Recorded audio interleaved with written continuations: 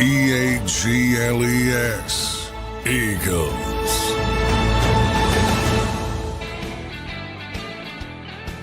Welcome in, everybody, to a Wednesday edition of Birds 365 here on JAKIB Sports. I'm your host, Zander Krause. That's my co-host, Johnny Mac, John McMullen. Another day, another episode of Birds 365. Johnny Mac, how you doing on this Wednesday morning, brother, as we inch closer to what is the 2025 NFL training? Yeah, we're inside of 2 weeks, and this is 2 weeks exactly from the first practice. So Right. It'll be Wednesday, the 23rd. It's really close. It still seems far. Well, it depends. You know, when you're doing shows, off-season shows, it seems far. When I'm doing writing, off-season writing, it seems really close. Right. So it depends on it. Yeah. It depends on how you frame it, but it's coming. It's coming. So Yeah, everybody John, get ready. Get all your stuff in as everybody's getting all their stuff in this week. Yeah, no doubt about it. John, I think the Chargers are at camp this week. I think they go Friday. Do they? I think because they play in the – do they play in the Hall of Fame game? Probably. Yeah, so I think that's why they're at camp. So we're really – I mean, NFL season is right here, everybody. So boy, that's really early. Boy, yeah, oof. I know. Like, you got to wonder how that's going to affect them. Chargers training camp. I thought I heard that somewhere. Let me make sure. Yeah, they're playing the Lions in the Hall of Fame game on July 31st. Boy, that is early. Yeah, no wonder. Yeah. And they're reporting July 12th. Yeah, so they report 3 days. That is crazy. That is crazy. Rookies. I don't know about. I love the Hall of Fame. I love it. But boy, I hate that game. Yeah, what is the point of that game? I never understood that game. I don't know. Nobody football in the summer. I guess. Well, you're having a big sort of, you know, it's a celebration of the players going in the hall, and you know, it's a big thing from a ceremonial standpoint. So you have an entire week and you end it with a game, but yeah, I don't think it's needed, but I guess it's important for the Hall of Fame. So I think a lot of people don't know it's not the NFL Hall of Fame, it's the Pro Football Hall of Fame. So, you know, they have to raise their own money and things like that. So I guess it's very important. But just from a purely football perspective, boy, nobody plays in that game now. Nobody. And they had that crappy field for years, and you know what? One of the years they had to cancel the game because the field was so bad, and they've now replaced it. But yeah, you know, think about it. It wasn't a big deal in the 50s, 60s, 70s when you had these games. Now.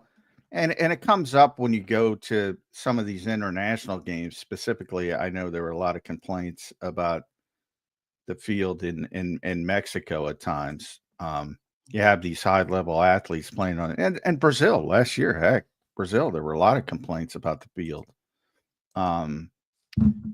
We have these high-level athletes playing on these fields, and it's like, you really want to go that route, right. NFL? And they don't seem to care. I mean, you don't even have to go outside the country. You can go right up the New Jersey Turnpike to MetLife Field, which is everybody hates.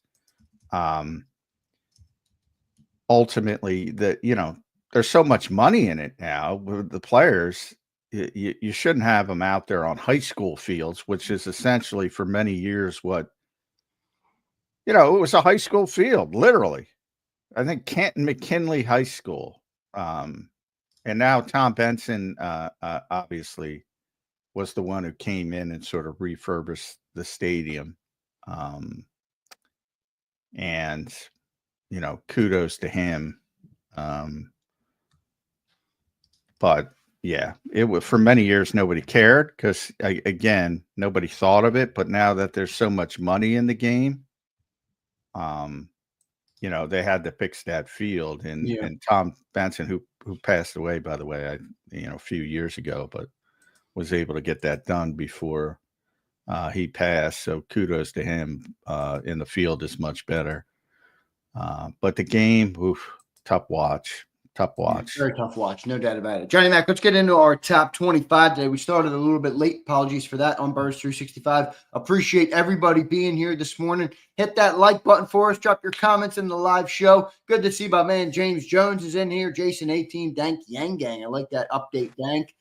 Cody K, Kimberly, Fly Eagles, John Secunda. What's going on, everybody? We appreciate each and every one of you. If you're watching after the show, don't forget to hit the like button for us. You guys have been awesome this offseason, and we appreciate it. Now just 2 weeks away from that first training camp practice, as John pointed out. John, we've done the top 25, and yesterday, Landon Dickerson landed on the list. And I was surprised because we still haven't listed Cooper DeJean, and I'm thinking, boy, I love Cooper DeJean and all, and he's a great player, and I'm excited for the future, and he's going to be a great Eagle, and he's crushing it at the Jersey Shore, but better than Landon Dickerson? I don't know about that, John, but he has not landed yet, and we are down to number 7. Landon was number 8. Devontae Smith was number 9. Quinyon Mitchell was number 10.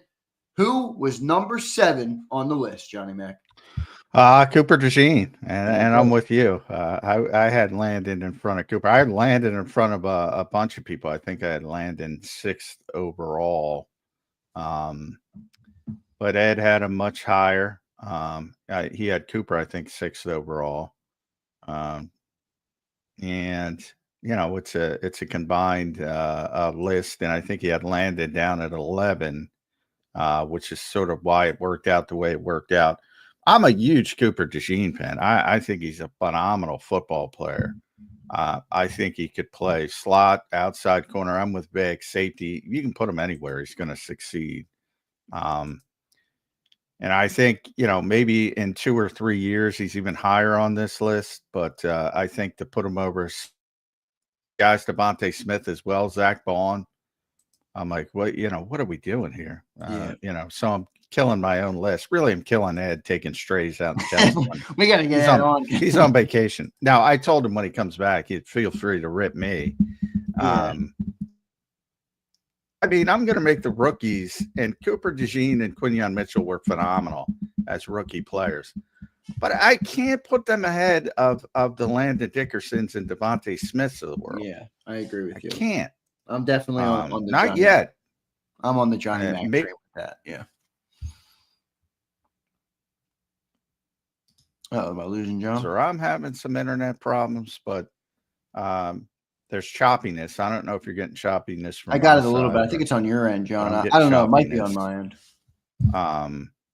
So anyway, for anybody listening, maybe that's going to be an issue, but I'll try to power through as best as possible. So with Landon, Devontae, Zach Bond, all-pro player, who was 11th on the list. I think they're a little bit too low. I think Cooper's probably a little bit too high. Quinyon's probably a little bit too high. Not that they're not great players, but this is a really talented team. And I think they just have to do it for a little bit longer to be in the realm of being considered better than those guys. But as I said, everybody's got their different philosophy. Obviously, this is for Ed, it's more projection than anything and what they're going to be. And like I said, they might, but boy, it's tough to get better than Landon Dickerson in his first 4 years. Really, good luck with that. It really is. It's amazing that Landon came in at 8. But I get, where did it? I guess can you reveal where Ed had Cooper that he ended up at 7? I know you didn't have Cooper at 7. He had Cooper at 6th. I had him at 10th, I believe. And I had Landon at 6th, and he had Landon at 11. So that's sort of how it worked out. So we both had each, and Devontae. I mean, in a lot of ways, I think Devontae's hurt by AJ, and because I think he would be much higher on the list if he got the opportunities to to succeed like some other receivers in the NFL, which even AJ doesn't hear. But, I think can't prove it, but I think Devontae should be a top 5 player on this team. There's so many. There's so many. Yeah. I mean, this is where you get into the territory of you really see how good this roster is. I mean, you're in top 10 territory, and you can make a case for all of them in the top 5. Yeah. And that's a good thing from the Eagles' perspective. But the really, really proven guys, and a lot of them we haven't talked about yet because they'll be in the top 6, and all deservedly so. But for the guys who we haven't mentioned yet, Landon, Devontae, Zach Bond, we have mentioned, Landon, Devontae, Zach Bond. You can make strong arguments that they belong in the top 5. Yes. But everybody, you got to pick. It's a good problem to have. Yeah, it is. It is. It's a good problem to have. And in the rare case of you used to always say, and I love this phrase from you, the word good problem still has the word problem in it. And this one, it kind of is not really a problem. It's just a problem for the list making. It's not actually. No, yeah, this one's not a problem. It's not a problem for the team. John, how hard is it going to be for Cooper this year coming in? Because I believe he's going to still be at slot.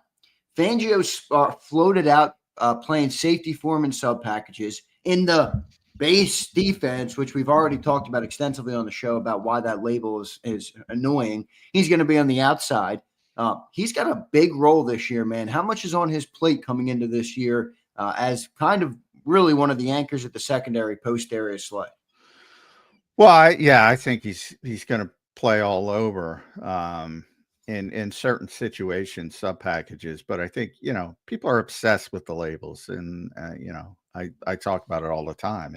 I don't know why they're so obsessed by the labels, but they are. There are plays that he's going to play outside corner. There's going to be times where he's playing safety. There's probably going to be times where he's going to be a linebacker, to be honest. But yeah, the majority of his time is going to be in the slot. So that's how it will be spun. But he's gonna be all over. I think if everything goes to plan from big standpoint, just when you have that kind of versatility and sort of Malcolm Jenkins, they really haven't had it since Malcolm, who, everybody thinks Malcolm was a safety, and he was for the vast majority, but he played slot corner. He played, believe it or not, he played outside corner for a few snaps every year. He played linebacker a lot, in nickel and dime. The dime is where it's going to be interesting where Cooper is, because that might be linebacker, that might be safety. But again, the labeling is silly because, you call it dime because there's 6 defensive backs on the field, but really, one of the defensive backs is playing linebacker. So what does it matter? What does the labeling matter? I get I've had to ask fans, but it matters a lot to them. I don't think it matters to Vic Fangio. Like, he's trying to put people in positions to succeed, and other people put the labels on it. Should be a good one though with Cooper DeJean coming in this year. It's really amazing, John, what he was able to accomplish in year 1. He came in, and what was it, week 5 he started? He started playing, or week 6 after the bye week, or was it week 4 before the bye week? Well, he was playing a little bit on special teams, but he started for the first start, in the nickel, week 6 after the bye. Yeah. And I think it's fair to say that was really an ignition point on the defense last year when Cooper DeJean hit the field. Yes, when the rookie hit the field, in my eyes, from the viewer's perspective, it looked like that's what the spark was on the defense. How do you follow up a performance like that? I know it's, in theory, you're going to get better, but do you think there's any chance? I mean, it is hard to kind of duplicate that type of a performance when you have it. And, people talk about, coming into a year 2 player, the sophomore blues or the sophomore slump, whatever you want to call it. Any risk of that with Cooper, basically just because of how damn good he was in year 1? It's hard to go up. Yeah, I mean, sure. I mean, I'd like to compare cornerbacks to relievers in baseball.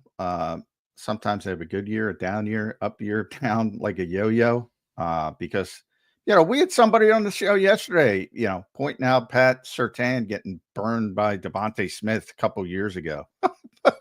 Guess what? Yeah. I mean, that's the best regarded right now as the best outside corner in football. Everybody's getting beat. The Jets are talking about, what Sauce Gardner's going to get from a contract standpoint, probably going to set the market whenever he gets something done. But, there's Jets fans, and because I know a bunch of them, they're like, yeah, he's not that good. I'm like, oh, okay. He's not that good. Jalen Ramsey for years, he's going to the Hall of Fame. People, well, he got beat there. He got beat leading up to the Super Bowl, yada, yada. Everybody gets beat. Put on the Adam Thielen tape for Cooper DeJean. Guess what? Cooper didn't look that good, which he acknowledged. Only game last year where you could say that, I think, about Cooper. That he didn't probably his only poor game, but he had a phenomenal season. Was graded by PFF as the number one cornerback in football, which, to me, they should split it to slot and outside, but whatever. He was number one as a rookie, which is pretty freaking phenomenal. So is that going to happen again? Probably not. But is he going to be a really good player? Yes, because he is a really good player. But he will get beat. And Quinlan will get beat at times. Come to grips with that. Pat Surtain, Derek Stingley, Trent McDuffie, Christian Benford, who got $1 million, many millions in the offseason. Those are your best outside corners. Guys like that, Jalen Johnson, who I'm a big fan of, Devin Witherspoon, Sauce Gardner, as I mentioned, some of those guys, those are regarded as the best outside corners. They all get beat. Everybody gets beat. You're lying to yourself. Yep. You think your guys aren't getting beat. High expectations, though, John, for Cooper DeJean coming off that rookie season. He lands at number 7. Yes, number 7 on the Johnny Mac Ed Kratz top 25 Eagles list. That is a high ranking for the youngster coming in. He's 22 years old. He turned 22 in the Super Bowl. You guys remember, obviously, he had the pick 6 in the Super Bowl, which really catapulted his fame, Johnny Mac. He's been on the off season. Yeah, well, that, for Cooper DeJean, man. He is on the off season. Cooper's enjoying himself. But, yes, he is. He's such a great athlete. I mean, he's, you don't have to worry about him being in shape, but it's going to be interesting. I don't think he's going to let it go to his head. But he's had a exciting off season, like the exciting Mike's podcast. Yes, he has. No doubt about it. Good stuff for Cooper DeJean. We got Mike Gill in the green room. We're going to talk to Mike in just a second here on Birds 365. I want to welcome and thank everybody for being here. Hit that like button for us. We appreciate all of you guys for being here today. Let's go to Mike Gill joining us now here on Birds 365. You can follow him at Mike Gill Show. Subscribe to his YouTube channel at Mike Gill Show. Listen to him at 97.3 ESPN down the shore and 97.5 The Fanatic in Philly on the weekends. Mike, how you doing on this Wednesday morning, brother? A late night inside the park homer, man. Oh, boy. You see that happen all the time, huh, Mike? Walk off inside the park homer? What's that?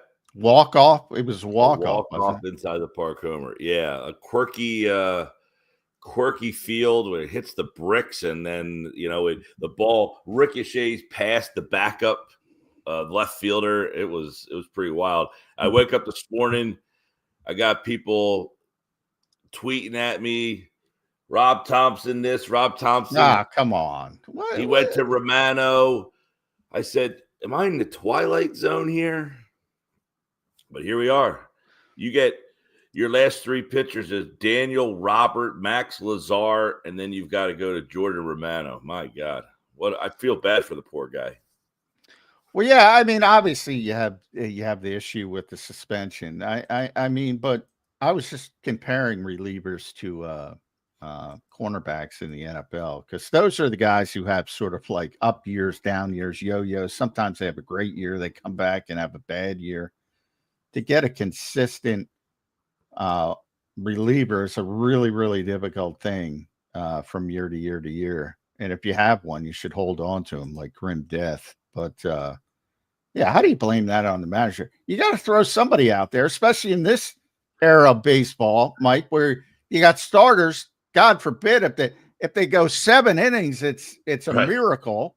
Yeah, you had a one hitter the other day, but that's ultra rare. Jordan Romano's been a disaster, but it was like, what was your other option? Kirkering threw the other night. He hit 2 guys. I mean, you got to throw somebody out there. Somebody's got to pitch. And by the way, it was so dire that he had to try to get 5 outs from Romano because he had nobody else. Yeah. So it was a rough. And again, you have to look. You have to look at what happened in the games prior. Maybe guys aren't available because they're over their innings and pitching limits, and you have to look at the future and setting things up. It's way more complicated than just go out and win this game on July 8th or whatever date we're on. And we talk about football, obviously, here it's everybody treats every Phillies game like it's a Sunday Eagles game where you have to win that game tonight. Otherwise, you have failed miserably. Like there is no Kirkering may not have been available tonight. This guy only, the other day he says we went into the game. Ranger can only throw 85 pitches. So it's not like if Ranger's cruising and he can go to 100. No, he was told before the game, you get 85 pitches. That's it. They're not managing every game. Like it's like if you watch the playoffs and haven't noticed that they manage those games differently than a game in July. All right, then you want to win a game in July more. That's okay. We understand your mindset, but that's not the mindset of these teams. They're not trying to win a July baseball game like it's, game 3 of the National League Division Series where they'll pull the starting pitcher out in the first inning and try to piecemeal that whole game. I mean, if he doesn't have it that day, last night you got no bullpen options.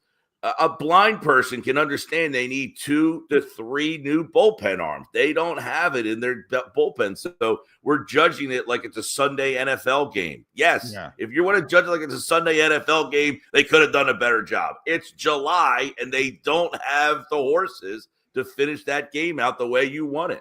Yeah, no, they don't. Phil's, I think, going to be pretty good late in the year, but just worried about that bullpen. We'll see how it all shakes out. Mike, we are 2 weeks, brother, exactly 2 weeks today from the Philadelphia Eagles taking the field for training camp in 2025. What are you most excited about, Mike, as the football season is right around the corner? Well, I think it's an easy answer. It should be, but it's probably a sneaky answer. It's what's the step development for Jalen Hurts? Like, where does he go from here? This is a Super Bowl champion, MVP, who yet somehow still gets disrespected nationally. I'm not even sure his own fan base feels like, hey, we've got Jalen Hurts and you don't. Like, I don't know that he's even at that level with his own fan base. So what's the next step for Jalen Hurts? I think that should be everybody's excitement. He's just won a Super Bowl and an MVP. Where does he go from here? Does he finally silence everybody that will finally come on board and say, I don't know what it is, but this guy's the best? Or is he continuing to have to find ways to quiet these people who just haven't figured it out? Mike? What does he have to do, Mike? Because I'm starting to think that there's HDS, Hurts derangement syndrome going on around where people just aren't going to give the what does he have to do to earn that credit? What does he have to do in your opinion? It's a great question. What does Hurts need to do to win these detractors over? I don't know. Maybe grow 2 more inches. Maybe add a couple. In baseball, we were just talking baseball. You need some more velo on the fastball. His intangibles aren't what you would imagine. And, a lot of times when you come in and enter the league with certain things, that's the perception of who you are. It's hard to change those people's minds. So it's like, well, he doesn't throw. He's not the most accurate guy. He doesn't have a lot of zip on the ball or enough zip on the ball. So I don't know that he's going to win those people over because of the intangibles. But if he just keeps winning, I guess you'll slowly. And that's the interesting part about his possible, incline here, which is all these people who still question, at some point you're going to have to come to terms with he just keeps winning. And I just can't keep saying the X, Y, and Z if he just keeps winning. So that'll be that to me, I guess, is what I'm looking forward to. What's the next chapter in the Jalen Hurts book here? Because it's truly been an amazing ride, right? I mean, think about this guy. I do think this is the year he's going to take that, but he's going to have to take, like, I think they're going to limit Saquon the best they can, and the ball might end up back in Jalen's hands, or he's going to have to win you more games this year. So I think you're on the right track, though, with what he's got to do this year. Yeah, and listen, like, the guy is really at a point now where I don't think we realize how young this guy is. Like, he's still in his early 20s. Like, he's not like, okay, now he's the 29-year-old guy. He's been in the league. He's still, what's he, 24, 25 years old? He's 26, but he's turning 27 in August in training. Okay, so still, he's in that he's just kind of crossing over where he's not that guy that's getting close to 30 where you're like, the decline could be coming. He's still ascending here. So I'm that would be my answer is what's the next chapter here for Jalen Hurts? Probably not the sexiest answer because for some reason he's not the most likable or liked guy or appreciated guy. I don't know. He's a hard guy to figure out. I think it's been an incredibly quiet off season about Jalen Hurts. I mean, we barely talk about him on this show. I think that's what I'm here for, John. I'm here to bring reality back. I'll be talking about. No, this guy should be in the conversation. You know, yesterday we ranked the 5 quarterbacks that have the most pressure on them. And he's obviously not on that list. You know, you've got your Lamar Jacksons, your Josh Allens. Yet I think everybody still thinks Lamar Jackson and Josh Allen are better than Jalen Hurts. Well, they do, but that's to me is not disrespect. Like, you know, I brought up Warren Sharp a couple days ago. I pointed out to Zander, did a great thread on Joe Burrow. You know, and just how good Joe Burrow has become. And, you know, I always say quarterback evaluation is broken. So, you know, Jalen Hurts wins a Super Bowl. So there's so many people. He's better than Lamar Jackson and Josh Allen and Joe Burrow because he won a Super Bowl. And I'm like, oh, that's a poor way to evaluate the quarterback position because not everybody's in a vacuum. Not everybody has the same supporting cast. Not everybody has the same luck, injury, attrition, things like that on a particular year. So I think there's tremendous respect around the league for Jalen Hurts. I think you see Steve Spagnuolo talk about him, you know, after the Super Bowl. He's like, well, you know, a lot of times we did what we wanted to do. And then it's, you know, he pulls something out of his, you know what, off schedule. How do you deal with that? It's so difficult. And those intangibles have always been there with Jalen Hurts. So the only place I differ, I think there's very little disrespect for Jalen Hurts around the NFL. And maybe amongst pundits and certain pundits, whatever. But to me, that doesn't. I guess the point is he's in the class with the Lamar, the Josh Allens, the Patrick Mahomes, Joe Burrow. But I don't think people put him in that class. Well, I don't think he should be in their class. But I don't think I guess that's where we differ. I don't find that. So I don't find that as disrespect. I don't find that. I would agree with that. Like, look, those guys. But my question is it a talent thing? Well, he's not as gifted as those particular quarterbacks, you know, but he's got other things that they don't have. And I'm trying to, while I do this, I'm trying to pull up Warren's description of Joe Burrow. So here's an example. Like the Bengals, I mean, I think Joe Burrow should have been the MVP last year, but obviously nobody's going to consider it because of the way the Bengals were. So, I mean, it's just, you know, what he's been able to do with that offensive line is just incredible. It really is. And the numbers bear it out. And I think when you do it from a personnel standpoint, you evaluate, how do you evaluate quarterbacks? Well, those guys, and I've talked to them enough. I've been lucky enough to talk to a bunch of the Eagles, different scouts and personnel people. And you're doing it differently than a fan or even a media pundit would do it and say, oh, Super Bowl. They're grading play to play. Are you doing your job? Did you get the ball? Did you put your team in the best position? And when you do it like that, yeah, guys like Jackson and Burrow and Josh Allen and Patrick Mahomes are considered probably the 4 elite guys. And then you can start arguing who number 5 is. And from that standpoint, Jalen Hurts didn't have his best season last year. His best season by far was 2022. I say it all the time, by far. Yeah. Even 2023, from a personal standpoint, he was better over the entire season from a personal standpoint. Do you think any of that was circumstance though last year, John? Like, in other words, he didn't really have to be that player last year because everything worked so well for them after the bye week. Well, obviously they shifted gears, and that's part of it. And certainly they scaled back again. He threw it 38 times in 2023, and then he threw it 360 times. That's a lot.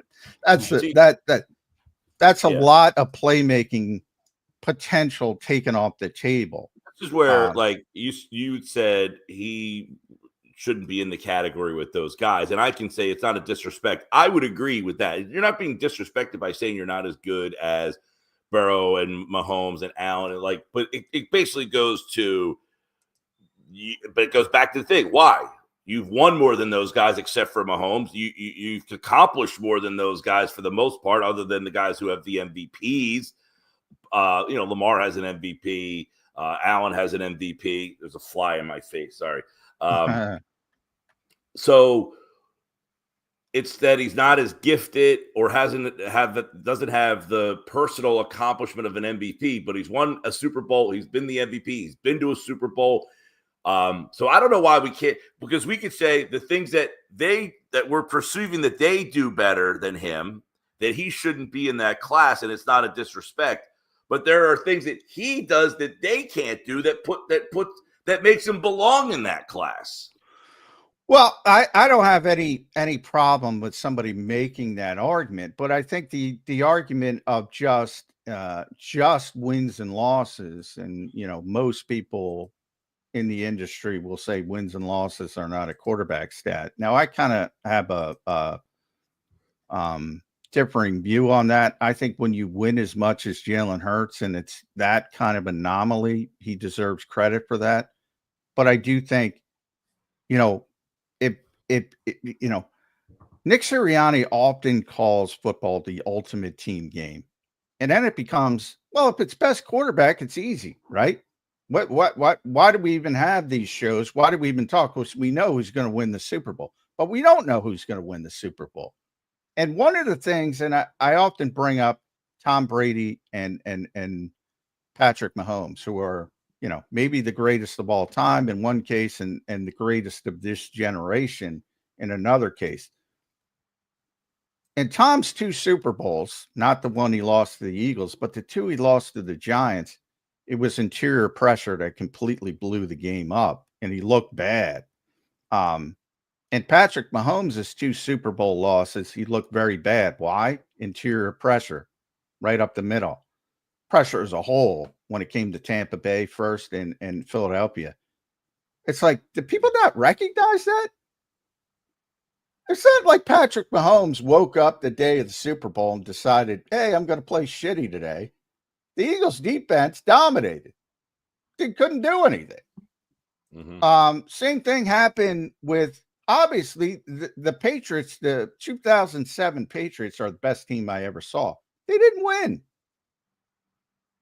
They didn't win because Michael Strahan and Justin Tuck and those guys, I think Tuck was in that Super Bowl.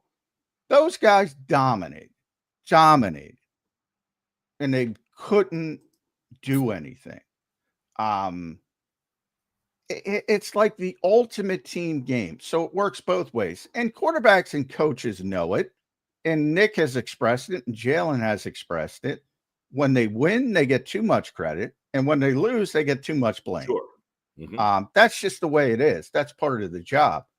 But to say, Jalen Hurts is better than Joe Burrow because he won the Super Bowl, that's not going to go over well with personnel people who look at it a little bit differently. That to me is not disrespect. Interesting, like what's the, because, we've got Super Bowl championship quarterbacks in the past that obviously don't belong in the conversation. Your Trent Dilfers, your Brad Johnsons, that level of quarterback. Exactly. That Nick was Foles, just the game manager. But I think a lot of people look at Hurts, or maybe they don't, I don't know, as more than a game manager. Well, he is. I agree with that. He's much better than those guys. Much better. And he's a top 10 quarterback. And again, you could start arguing 5. He might be 5 in up years. He might be 10 in down years. But again, I think it all goes back to the skill set. I mean, it's like you got a guy like Zach Wheeler, and then you've got Ranger Suarez. And then everybody just is like, there's no question. Zach Wheeler's better. He's just better. Why? He's better. Well, he's the guy that throws the fastball, and he's, Ranger Suarez is just as consistent. He just doesn't throw as hard. So the guy who throws harder is presumed to be the better pitcher. Now, I think most people would say Zach Wheeler's career, his resume over the time has been better. But when you look at him this year, what differentiates that why one of those guys is better than the other? The numbers would say because Wheeler's pitched a little bit more. But realistically, Ranger Suarez is just as good numerically as everybody else. But no one really includes him in he can't even make the All-Star game as a Christopher Sanchez hasn't even got announced as a reserve for injured guys yet. So put Christopher Sanchez instead of Suarez and say, well, why isn't he as good as? And it all comes down to the perception of the skill sets, I think, is what ultimately ends up being the differentiator. All right. At Sharp Football, Warren Sharp, I found it. So I want to throw this at Mike. Yeah, I think it's so here's and Warren went on, and by the way, Warren has worked for the Eagles as a consultant. One of the best sort of advanced stat guys in the business. So he because Joe Burrow, believe it or not, gets criticism because he hasn't won hasn't won the Super Bowl, made a Super Bowl.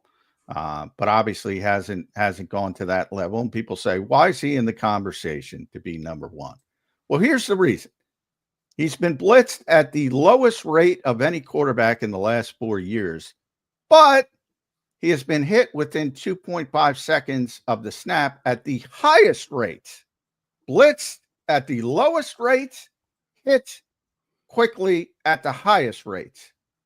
He has been hit within 2.5 seconds, 25% more than the number 2 most hit quarterback in the NFL.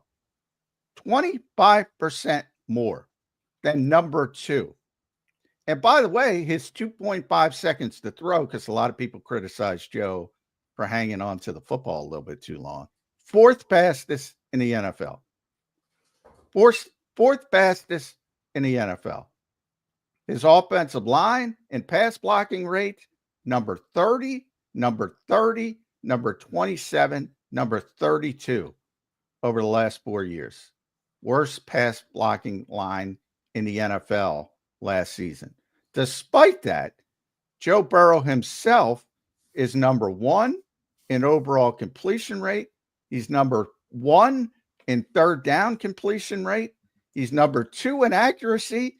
He's got the number 2 passer rating. He's got the 3rd best TD rate. He's got the 4th best touchdown to interception ratio. You get the point, on and on and on and on. That is the difference, between the supporting casts. Mm-hmm. No, that's not Jalen Hurts' fault. Yeah, well, there's a lot of variables here too. Burrow has a very, very, very good skill supporting cast with Jamar Chase, Tyler Boyd, Sure. T. Higgins. Boyd when he was in his And they build the team wrong because the Eagles have a tremendous, but the Eagles built the team right. Well, they tried. They went to the Super Bowl the year with an awful offensive line. Then they did try to address that line the next year, and it failed miserably. Kind of like the Phillies trying to rebuild their bullpen. They failed miserably trying to get pieces in here to replace. But no, I have no Burrow. To me, I have no problem with Burrow being on the top of that list, or any of these other guys, really. I mean, I think there is no best. It's whatever one.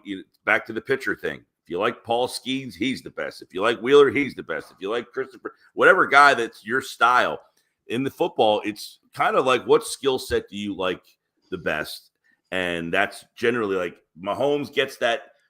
I think Mahomes gets like the crown as the best because of their sustained regular season success, plus the Super Bowls. Josh Allen is the big physical guy. He hasn't had the weapons that some of the other guys have had. Lamar Jackson hasn't had the weapons that some of the other guys. He's been more of a one-man band for that offense. So if you like Lamar Jackson, it's the thing that he's made an offense that they haven't invested a whole heck of a lot in over the years and made them, a top contender. Josh Allen, similar. Who's the best receiver that he had Diggs there for a little while, but did he make Diggs the player that he became? Diggs was great in Minnesota, so I would say no. Just say Diggs isn't on the level of Jamar Chase. He's not. He's like no.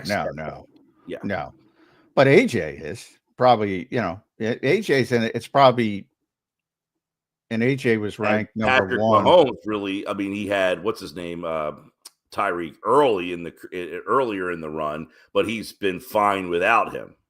So those are the things. Yeah, which is pretty impressive. But Mahomes has shown he doesn't need Tyreek Hill level of player. Not to Joe Burrow, but he's always had Jamar Chase. He's always had really two guys that have been top upper tier. Yeah, but I'd rather. I'm pretty sure. I talk about high volume throwers all the time. The volume might go down. The volume has certainly gone down for Patrick Mahomes. He's not the same statistics wise as he was when Tyreek Hill was there. But great quarterbacks are going to find a way to elevate those around them. Hey, when it comes to Super Bowls, I always say, and this, Mike, it gets lost in history. There's a lot of revisionist history. You say John Elway, one of the greatest quarterbacks of all time, won 2 Super Bowls. He did. That's a literal fact. He wasn't very good when he won those 2 Super Bowls. It was Terrell Davis's team. He was great when he was losing Super Bowls. He was the best quarterback in football. Peyton Manning's second one came when he was at the end of his career, and he was basically a disaster. Had his worst season ever. That's the most consistent quarterback from week to week I've ever seen, Peyton Manning. Mm-hmm. But it gets lost in history. He's won 2. Ben Roethlisberger, he had the worst Super Bowl ever for a quarterback, literally, statistically, worst ever on one of his wins. Nobody cares. He won 2. Quarterback evaluation is broken. That is my thesis, Mike Gill. Just because now this is not an insult, but I know we're an Eagles show. But for people that listen, they know it's not an insult and actually listen. Jalen Hurts isn't great because he won a Super Bowl. He's great because of everything he's done since he's gotten here. And he is a guy who elevates. I talk about him all the time, the positives. What my favorite trait of Jalen Hurts is an intangible trait. And that is, and this from a baseball perspective, sometimes you don't have your best stuff as a pitcher, as a starting pitcher. And guess what? There were guys who would grind through not having their best stuff. Roger Clemens, to me, was the best example of that. That dude was going to grind and grind and grind and fight and fight and fight to try to get through. That's my best comparison for Jalen Hurts. He might play poorly in the first quarter. He might play poorly in the second quarter, in the third quarter, but he's a 60-minute player. If you give up one, he'll make 2 plays in the fourth quarter to beat you. That's very rare. Usually when guys don't have it, they don't have it on a particular game day. He keeps fighting and fighting and fighting, and I think that's his best attribute. But if people ask me who's better, Lamar Jackson or Jalen Hurts, Lamar's better. Josh Allen is better. It's not an insult. Joe Burrow's better. Patrick Mahomes is better. Then you can start the conversation. Those are the 4 elite quarterbacks in my mind right now. Well, that's what my answer was of what I was looking forward to training camp. There you go, Zander. There you go. There you go. Took us the down. Back and forth. People like the back and forth between Mike Gill and John McMullen. They At do, least they man. used to. They still do. There's no doubt about it. I still get comments. First time I heard Johnny Mac was on 97.3 ESPN with Mike Gill. They still come in. Yeah. Soon enough, football season will be here. Johnny Mac, if he was willing to, will be back. Yeah, at Mike Gill's show, listen to him, and I'll be there during camp. I will. Back in Wildwood today. We had people stop out Wildwood. I'm at Yuri's today for the Phillies game, 3:45. They got great specials. We're bringing the Eagles championship trophy with us down there so you can get your picture taken. So many people came out last week to get their picture taken. So if you're in the Wildwood area today, stop out and see us at Yuri's. We'll be there from 2 to 6. Nice, beautiful down the shore. I think it's supposed to rain. I don't know. I can't keep up with this weather. I think it's rain. I don't even know what's going on. It's not Yuri's. Are you a Curb Your Enthusiasm fan, Mike?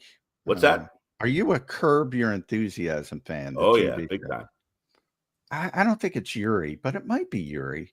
One of the greatest television scenes of all time was Robert Smigel during the softball game. People should watch it.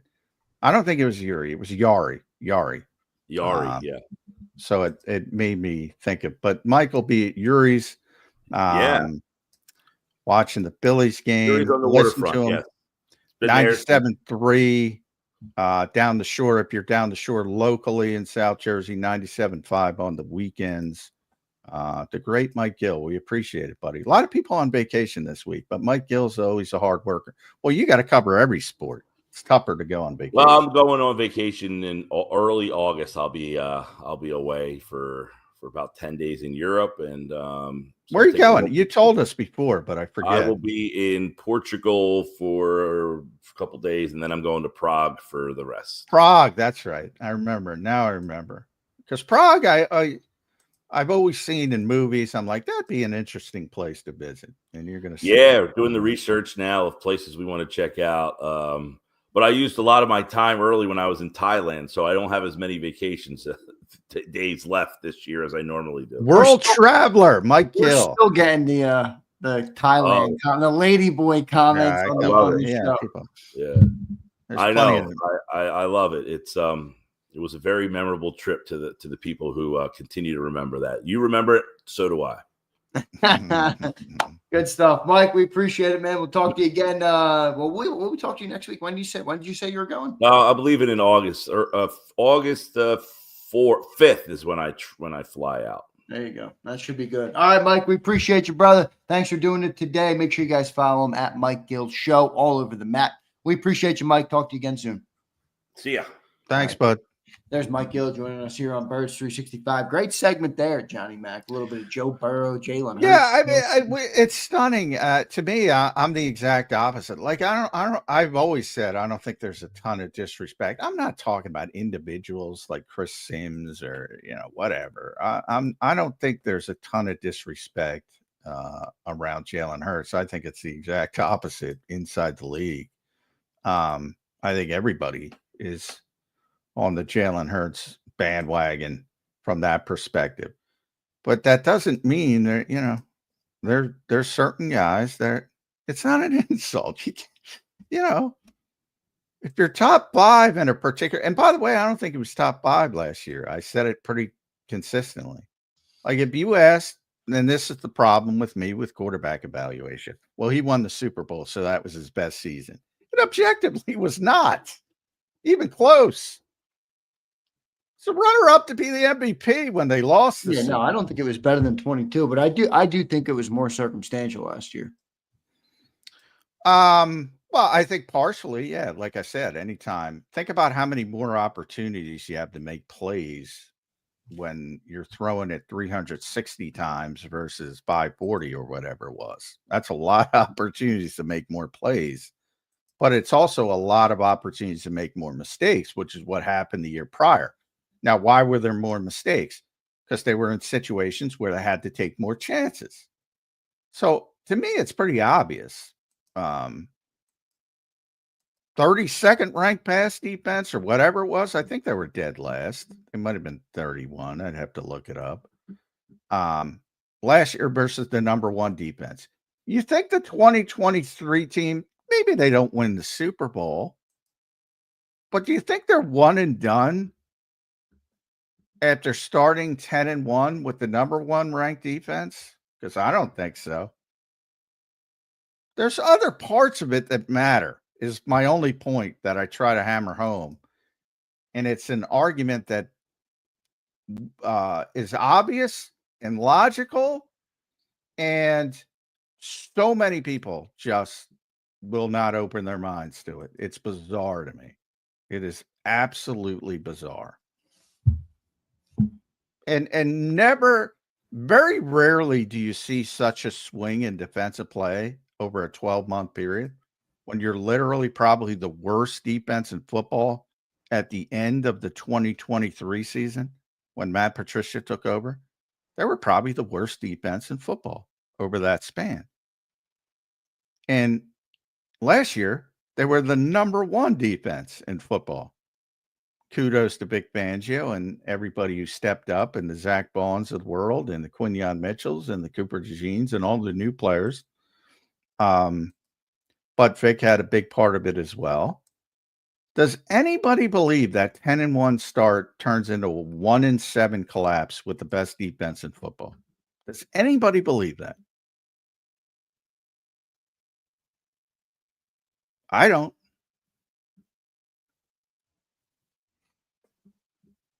Can't say that. Well, you can't prove you can't run it back.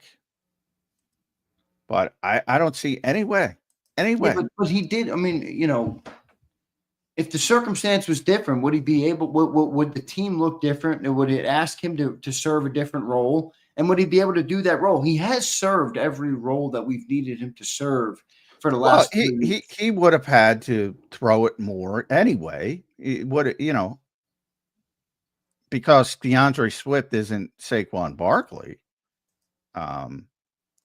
So anyway, even if they had a great defense, he would have had to have thrown it more. And, they probably win 13 games with the number 1 defense. They probably, even if they lose in the divisional round, I think it's looked at much differently. But you can't prove, something that didn't happen. They had the worst defense. They didn't have the best defense. Just like, if you had the worst defense last year, do you really believe the Eagles win the Super Bowl? Even with Saquon Barkley? First of all, he's not getting 2,504 yards because you're playing from behind more. You're losing more games. You need to try to pass to win those games, late in games. So it shifts the necessity to pass more. But nobody's winning the Super Bowl with the worst defense in the NFL. Some of the greatest offenses of all time. Whether you think it's the greatest show on turf, Rams, some of the Brady years when he was up at, 4,500 yards, all the Peyton Manning great offenses. Go back to Dan Fouts, Warren Moon. Nobody's winning. Dan Marino. Nobody's winning Super Bowls with bad defenses. You can win with a mediocre defense. Can't win one with a bad defense. Can't.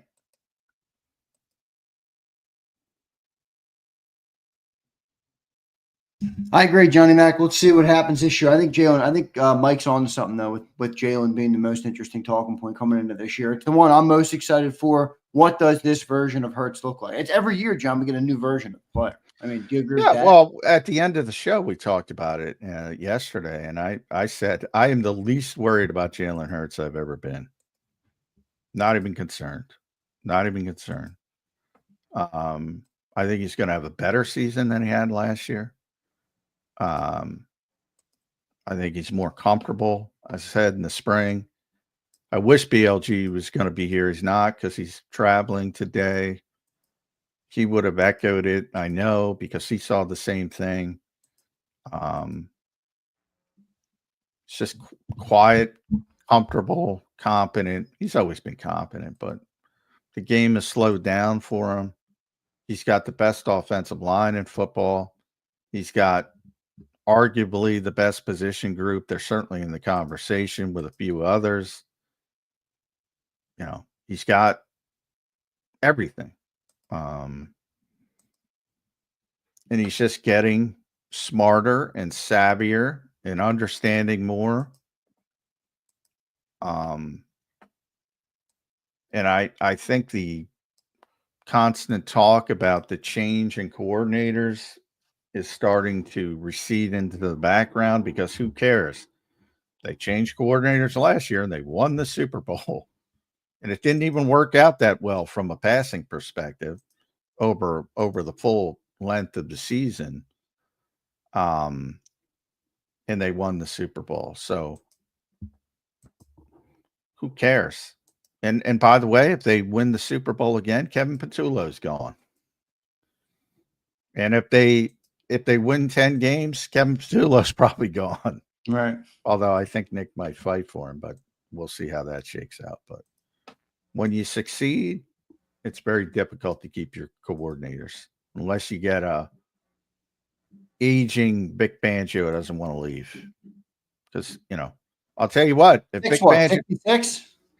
Yeah, if Vic Fangio was 55 coming off last season, he'd be a head coach and still had that ambition. He'd be a head coach. I don't know if Vic would even take a head. I don't think he would take a head coach job now. I don't think No, he wouldn't. Yeah. No, he won't. He already said it. This is it. This is the last stop for him.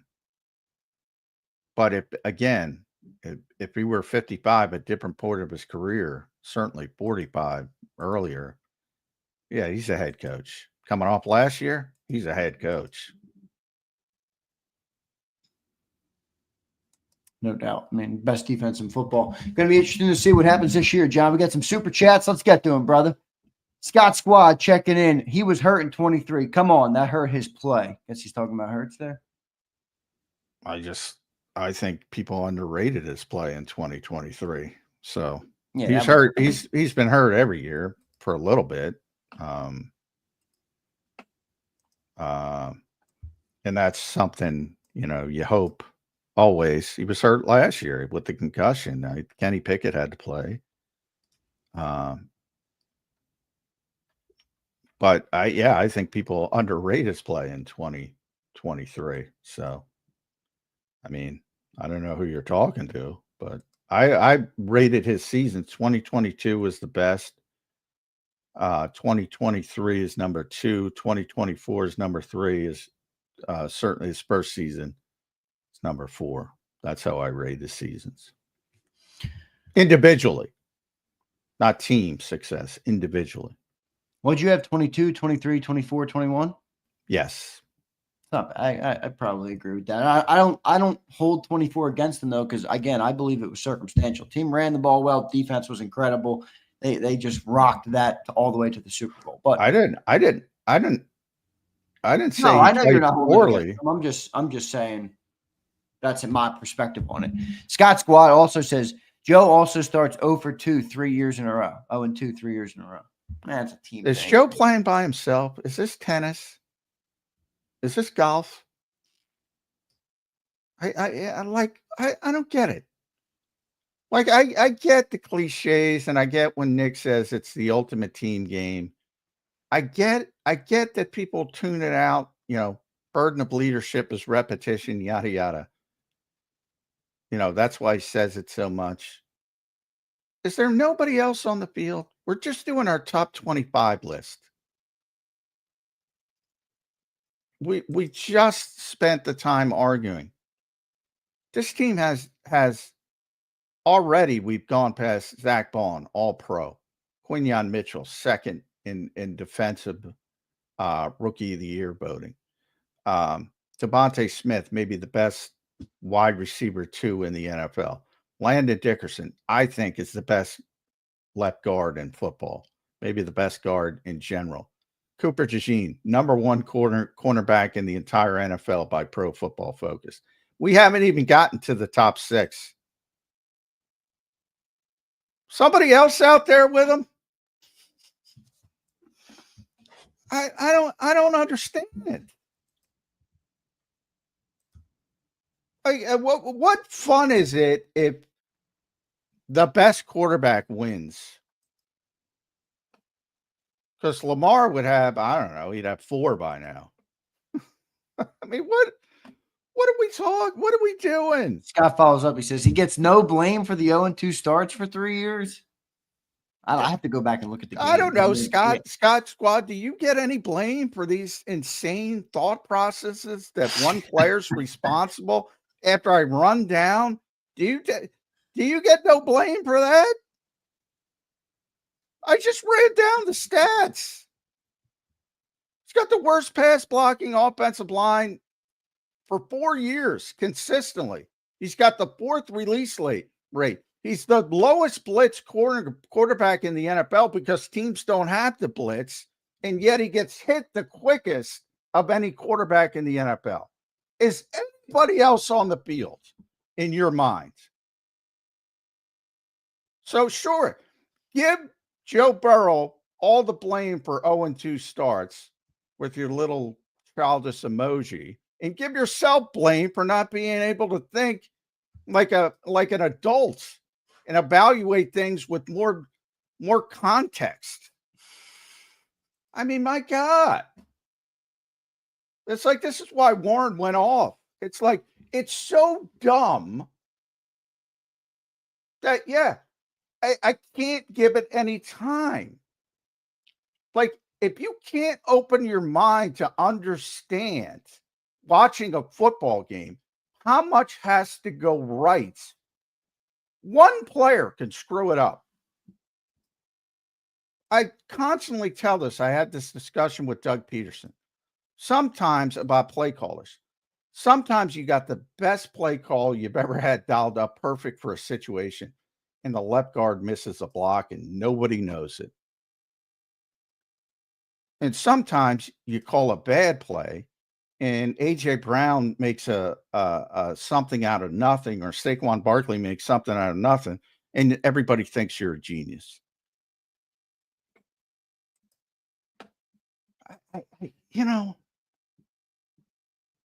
Quarterback. Yes, it's the most important player on the field, good, bad, or indifferent. He's not the only player on the field. It's bizarre to me, Zander. It's bizarre. Scott, appreciate your super chats, but Johnny Mac just unleashed on you, my friend. It's bizarre. JD3 follows up. He says, hearing Bryce Huff is already thinking things aren't going to work in San Francisco. What a softie. At least CJ could make plays, not laying on your face for 4 weeks. Bryce, why? What did Bryce Huff say now? I saw what he said before. Yeah, I saw what he said about the Eagles. I didn't see anything new. I might have. I'm not, CJ's getting in his own. CJ's got it. I saw that. What's going on with that? Something with Malik Neighbors or something? Just know that the Eagles probably made the right decision to get out of the CJ Gardner-Johnson business. I'm not going to get into gossip, but my God, at some point you just say, all right, thanks for the playmaking. We got to move on. And that's what the Eagles did. JD3, appreciate the super chat here. Scott following up. He says, all I'm saying when you line that up to Hurts, it's no comparison. I gave you the comparison. I don't know what to tell you. I get it. You're an Eagles fan. I'm telling you, it is the least controversial thing I've ever said to a person, to somebody who's doing personnel in the NFL. You will not find one guy that doesn't reside in the Nova complex out of loyalty, and that they're only doing it out of loyalty, that will say Jalen Hurts is better than Joe Burrow. Not one guy. Not one guy. It's not an insult. It's like saying the fifth best quarterback was better than Peyton Manning at his height. Everybody's going to look at you like you're nuts. That's the comparison. Yeah, I mean, obviously Joe Burrow is very good. Do you think he's like 10 years too late? Like, and what I mean by that is if you look at the top quarterbacks in the NFL, even the 5 that we list off as the mostly undisputed top 5, if you put Hurts at 5 and then you had Burrow, Lamar, Allen, Mahomes, Joe doesn't have the other traits that most of the other top 10 quarterbacks have. He's a pocket passer. He's the best quarterback in the pocket, I think, by far. But he doesn't have some of those other things. And I think maybe that in today's game where it's become so prominent and such a +1 to most offenses, that's well, I mean, he's not to take away from his talent, by the way. It's just talking about, how he fits. He's not, he's also not Tom Brady or Peyton Manning. Well, that's true. Yeah, he can move a little bit. But yeah, obviously he doesn't have the +1 ability of Lamar or Josh Allen or Jalen Hurts or people like that. Jaden Daniels. I mean, there's a bunch of them now. Yeah, I mean, yeah, but that's baked into it. I mean, people recognize that. But I mean, and there will be guys who say that Lamar is better and Josh is better and Patrick is better. That there's a bunch of guys who will do that and jockey amongst the top 4. But yeah, I mean, I think if he had the Eagles offensive line, I think you'd be wowed. Yeah, and I love Jalen Hurts. I don't know how much success he would have in Cincinnati, and I could say that about any single quarterback in the league. Yeah, well, I don't know how much success you can really have in that place. I really don't. Well, yeah, and that's part of the situation, and that's why I would always say it with Marvin Lewis. Marvin Lewis, when he was the coach in Cincinnati, made the playoffs 6 straight times, I think, and lost all 6 playoff games. And he would take a lot of heat. Can't win in the playoffs, blah blah. And there was one specific game against Pittsburgh where they completely melted down, and it probably was on the coach letting them melt down and the pressure builds and all that kind of stuff. But, what in hindsight, after he left and they had this long stretch before Joe Burrow being an abject disaster, you should have realized just how good Marvin Lewis was to get that organization in that position every year. And yeah, it's a bad organization, and that factors into it as well. You see what's going on with the kid from Texas A&M. Like, what they do bullshit. Like you don't even have to worry about it as an Eagles fan because of Jeffrey Lurie. There are no holdouts in the NFL now with rookies because everything is scaled. Well, not with the Bengals. They found a way by changing the wording of a freaking off-season waiver. They're ridiculous. Got some super chats here. And that's one of the biggest advantages the Eagles have, the way they run their organization as well. So Nick will use the word collaboration a lot. And he's mainly talking about it in a football environment, but as a whole, this organization is very good. And, that helps the success level as well. Yeah, no doubt. Scott, we do appreciate the super chats, brother. We got one more from him. He sent this earlier before we got into the back and forth. So let's see if we reignite it again here. He says, Allen is overrated to me. With his division, he should be number 1 seed or close every year. Joe is 3-6 versus Ravens and 3-5 versus the Browns. They both underachieved. A lot of records, Scott. A lot of records that are team records. Yeah. Quarterback quarterback wins are not a wins and losses are not a quarterback stat. But I mean, when you're I always say don't argue other people's premises. Josh Allen's very good. I happen to think I don't put him number one. He was the MVP. I didn't vote for him for MVP. I voted for Lamar, I believe. I did double check. I think we had Lamar one, which Lamar did have a crazy statistical season last year.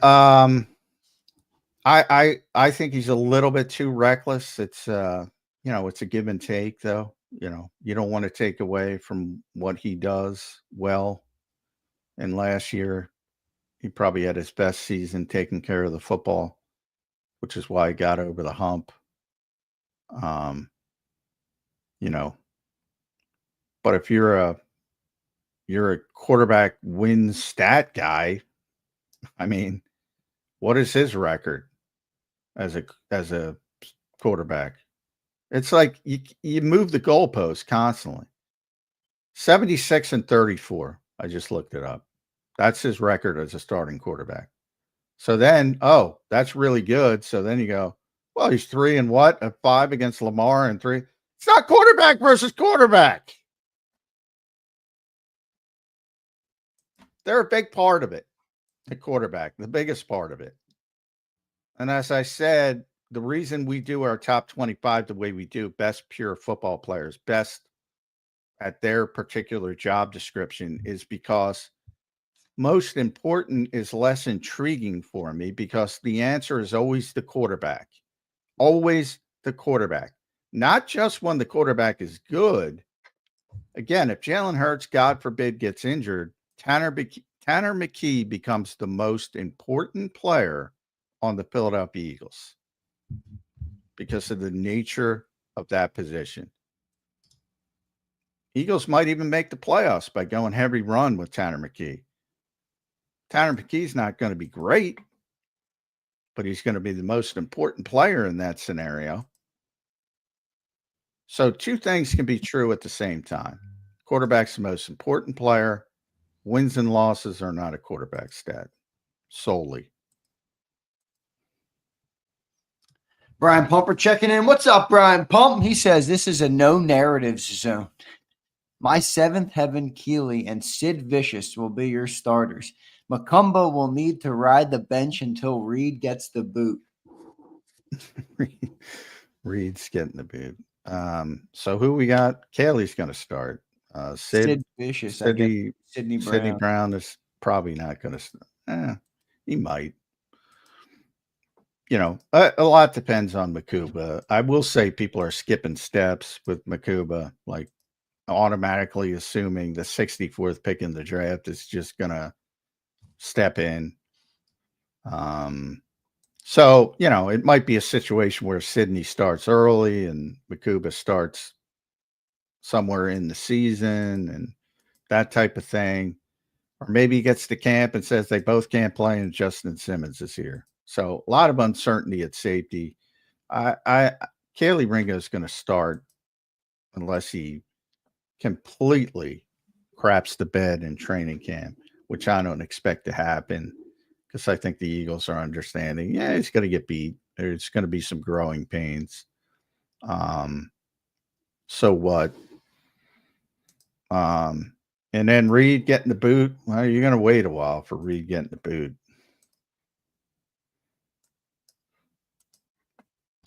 Reed ain't going anywhere. Brian Pump, love you, brother. Appreciate it. Kimberly Sirico checks in. She says, I bet they said the same about Brady as they do about Hurts. I don't know what. She said this at 8:38, so I don't know where exactly. I don't know. Now we're comparing Jalen Hurts to Tom Brady. Let's wait a while. Cedric Ravel. What's up, Cedric? He says Jalen Johnson is a top 3 corner in my opinion. Watch him versus he's a great player. Watch him versus AJ when we played the Bears a couple of seasons ago. A very good battle. He is a great player, man. Great player. Love. He got paid huge money, didn't he, Jalen Johnson? Yeah. He's great player. They have good corners, man. Kyler Gordon's I like that Bears team, man. Kyler's one of the best slot corners. I forget who they hired. I have to look at who they hired. to be defensive coordinator. Because it's got Eberflus is very good. Oh, Dennis Allen. Yeah, Dennis Allen's Jeff Kerr's most hated coach, but he's a good DC. He'll be fine. Yeah, it's going to be interesting. They're a lot like the Eagles under Eberflus. He's thought of as more of a cover 2 guy because of where he came, but he had developed more. So they play a lot of zone, but they do it well. But he's one of those man match corners like Quignon, who you might think they're in man, but they're really in zone. But he can do anything. He's a great player, Jalen Johnson. I'm completely on board. So is Kyler Gordon. That they have a lot of talent, Chicago. They just happen to be in a bad division because they have a lot of talent and they're the 4th most talented team in their division. Where if they were in the AFC East, to the point about Josh Allen, they will be in the conversation, by the way, to be the number 1 seed, Buffalo, because of their division. And they're going to win a lot of games in their division. Chicago's got some issues with their division, but they're more talented than people think they are, which is one of the reasons I'm so hard on them, typically. Because they got 2 of the best corners in football.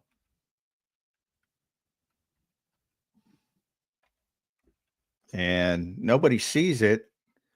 They really revamped their offensive line, which, makes sense with what they have at quarterback. That receivers, DJ Moore is a great receiver. Rome Odunze was a solid rookie and is only going to get better. They're loaded at tight end. They added Colston Loveland to Cole Kmet. They're loaded. All this talent. You don't think this team's going to be that good? Well, are they better than Detroit? Are they better than Minnesota? Are they better than Green Bay? I think they could be better than Minnesota just because I have no clue what J.J. McCarthy's going to do. Well, I agree with that. I've said that pretty consistently. Minnesota's the one team where I think you have the highest ceiling and the highest, as far as how it can end up. They could be really great or they could be a last place team. I agree with that. It's very rare because you have such uncertainty at quarterback. But again, take the quarterback away, 2 through 53, Minnesota's got more talent. And Chicago's got a lot of talent. And Minnesota's got more talent. Minnesota's loaded. But defensively, talking about Chicago, our old buddy TJ Edwards, who has proven himself out there to be a really good linebacker. Tremaine Edmonds is still there. Another old friend, Kevin Byard, was a heck of a lot better playing under Matt Eberflus and not Matt Patricia and Sean Desai. Up front, they got Grady Jarrett now to add to Montez Sweat. Yeah, they're good. They're a talented team. But Detroit and Minnesota? Those teams are loaded. They're the 2 teams closest to the Eagles talent-wise, just pure talent-wise. Good stuff there. We get all the super chats. Got all the super chats. Thanks, everybody, for all the super chats today. Great stuff here on the show so far. We'll take another commercial break. Interesting comments about Hurts and Burrow and all those things. I will say this about Jalen. I feel like we have the perfect quarterback for the Eagles. He might not be the best. You might think other people are better in the pot, whatever. I think he's the perfect quarterback for this football team. I really believe that. And I think that's part of the reason they're having so much success because of the type of player that he is. So good stuff there. Great segment. We'll take a commercial break. We haven't taken one yet. Already 9:30. We got about 30 minutes left to play here. When we come back, we'll talk about some of the camp battles coming up here in training camp. We'll do all that next here on Birds 365. Hit that like button. Appreciate all of you guys being here. Right back in 3 minutes. Welcome to the Jet Setters and the High Rollers, to the Shot Takers and the tastemakers.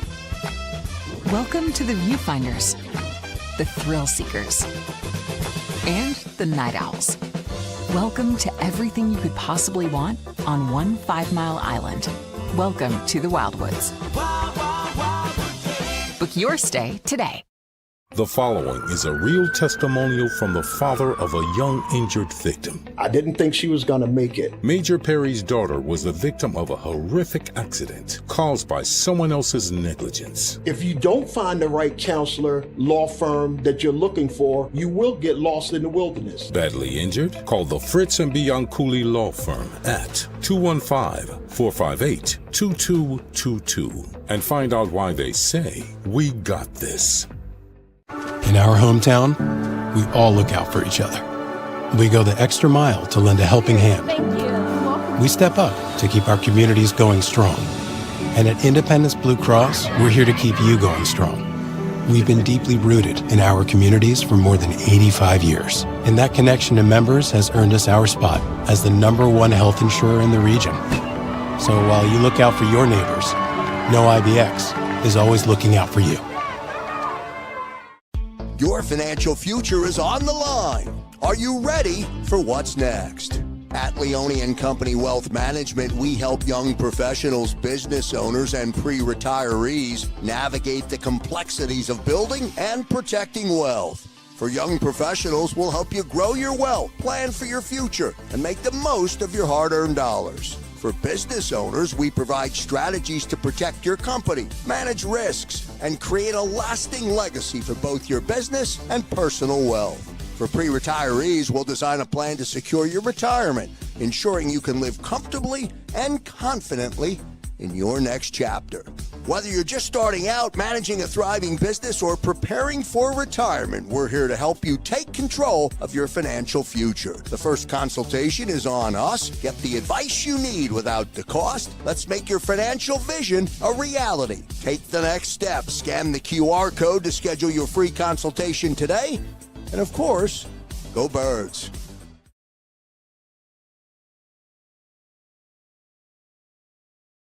Welcome to the Jet Setters and the High Rollers, to the Thrill Seekers and the Night Owls. Welcome to everything you could possibly want on one 5-mile island. Welcome to the Wildwoods. Book your stay today. EAGLES, Eagles.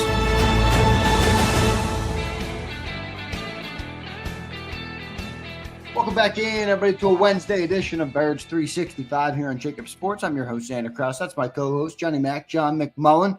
Wrapping up a Wednesday edition here. Got about 27 minutes left to play on the show today. Started a little late. That was more on me this morning. Appreciate everybody for being here. Hit the like button for us. Johnny Mac, I want to talk about the battles coming up here in camp. Kind of resetting the slate. We're now 2 weeks out from when they're on the football field, where we'll really be able to analyze how they're progressing and how the battles, or at least what you see of the battles and how they're progressing. Are we underestimating, John, the loss of Mekhi Becton this year with one of the best running attacks in football? I know we're feeling good because you got 4 great offensive linemen. You got Jeff Stoutland. They always got a new guy in there who does well. But damn, Mekhi Becton was damn good last year, and he was a part of an offense that was historic in the running game. Are we underestimating that loss of Mekhi Becton, John? Probably a little bit, because people assume that, Stoutland's just going to get whomever up to speed. And I think that discredits what Mekhi did, which was pretty impressive, moving to guard for the first time in his life, essentially, and playing at the level he did. But, it's one of those things where you're paying enormous money to Lane Johnson, Jordan Mailata, Landon Dickerson. Now you had to pay enormous money to Cam Jurgens. You can't pay all 5. Even though Mekhi got a lesser deal than I thought he would with the Chargers, probably because of his knee issues, and that factors into it as well. How long is he going to be able to go? But he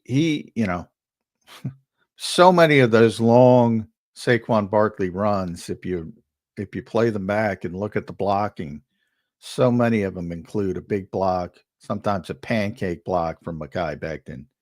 So I don't want to downplay his importance to this team, to that team last year, but you're going to lose some guys, and he was pretty obvious guy you were going to have to lose. And they had a plan, and Tyler Steen remains the plan for the second consecutive year. And they got a bunch of contingencies, which Howie's very good at, in case he doesn't live up to it.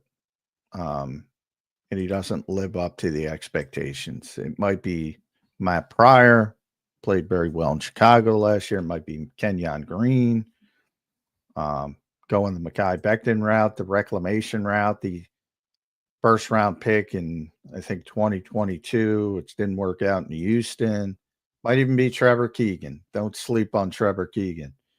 But I do believe Tyler Steen will take every rep at first team right guard.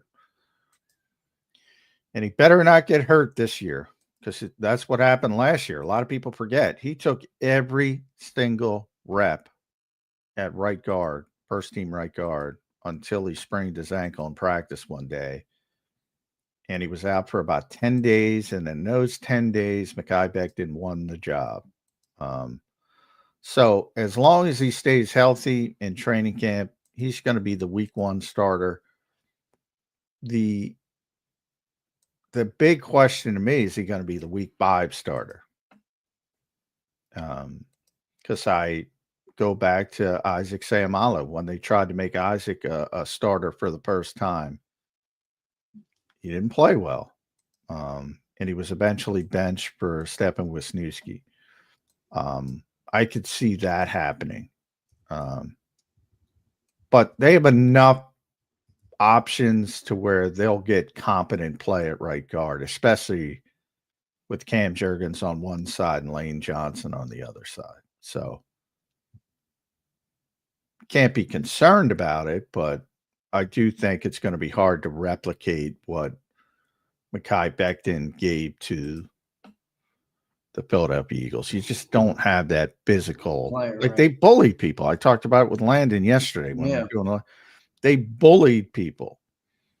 They're going to have to play a little bit differently with all those guys. I kind of wish they signed Mekhi Becton. I mean, it's obviously, in the rearview mirror now, but I do. I wish that. I don't think he got paid so much money where I understand why they didn't sign the player. Well, it was too much. And again, their off season, it's not just lip service, because they lived it. They're trying to set up for other things. And any cash outlay, and Becton signed a 2-year, $20 million deal. And I forget how much is guaranteed. I can look it up, but that's too much cash up front. They're trying to add cash to get ready for all the signings. And it's about more than this year. It's about next year and the year after that as well. Sort of rebooting. Nobody spent more cash over the past decade than the Philadelphia Eagles. So it was a cash over cap off season for the Eagles. That's why they did the things they did, or didn't do the things. They signed 12 guys. Nobody got 2 years. The guy got 2 years. So number one, that would have been a non-starter. And it was a little bit too much money. Which you can debate, but it's the way they're doing things. Yep. We'll see what ends up happening at the right guard battle. I do think it's an interesting. I got asked that question yesterday, and I'm like, maybe I am underestimating the loss of Becton, because he was a great player, and it did work with the style of offense that they played last year. So we'll see what happens there. I don't know what it is, John. I just don't believe in Tyler Steen. I don't know why, Tyler. I hope you prove me wrong. I really do, dude. but there's just something about that. I just don't believe in the guy. I don't know what it is, John. I don't know why. Well, he hasn't played well when he's had the opportunity. He played a bunch because of those knee injuries. And, if you go to, even the NFC Championship game when Cam missed the first half and Landon missed the second half, he played the entire NFC Championship game. So he ended up playing 399 snaps, which is decent amount. There's 1, 2, I'm looking 3, 4, 5 games where he played major snaps because of those various injuries, and was ranked 75 of 77. He didn't play well. He's particularly poor as a pass blocker. And I don't think Tyler Steen is a good guard. I think he's a good tackle. And by good, I don't That's what I was about to ask. Is it the guard thing? Is it not working for him at guard? It hasn't worked for him at guard. Does that mean it won't work for him? Not necessarily. Still Well, they very forcing young the player. square peg in the round hole. Well, I Well, don't know how long. I do give more deference to Stoutland because I'm going to give him my opinion, and I don't think it's working out that well. But he knows better than me. Yeah, I agree. Well, and it's still very early. This is a guy who played 5 years in college at tackle. Like, he had no experience inside. And, NFL teams projected him inside because it was his arm length and all that nonsense. And to me, certainly in practice, he has looked more comfortable when he's gotten time at tackle, which makes sense because he had been a tackle for so long. And maybe it clicks. So, Stoutland's a guy I'll give the benefit of the doubt to. And maybe that's his brilliance, because people want to give up on people too soon because it's hey, you got to do it. You got to do it. You got to do it. It's very little time for development. And maybe it clicks.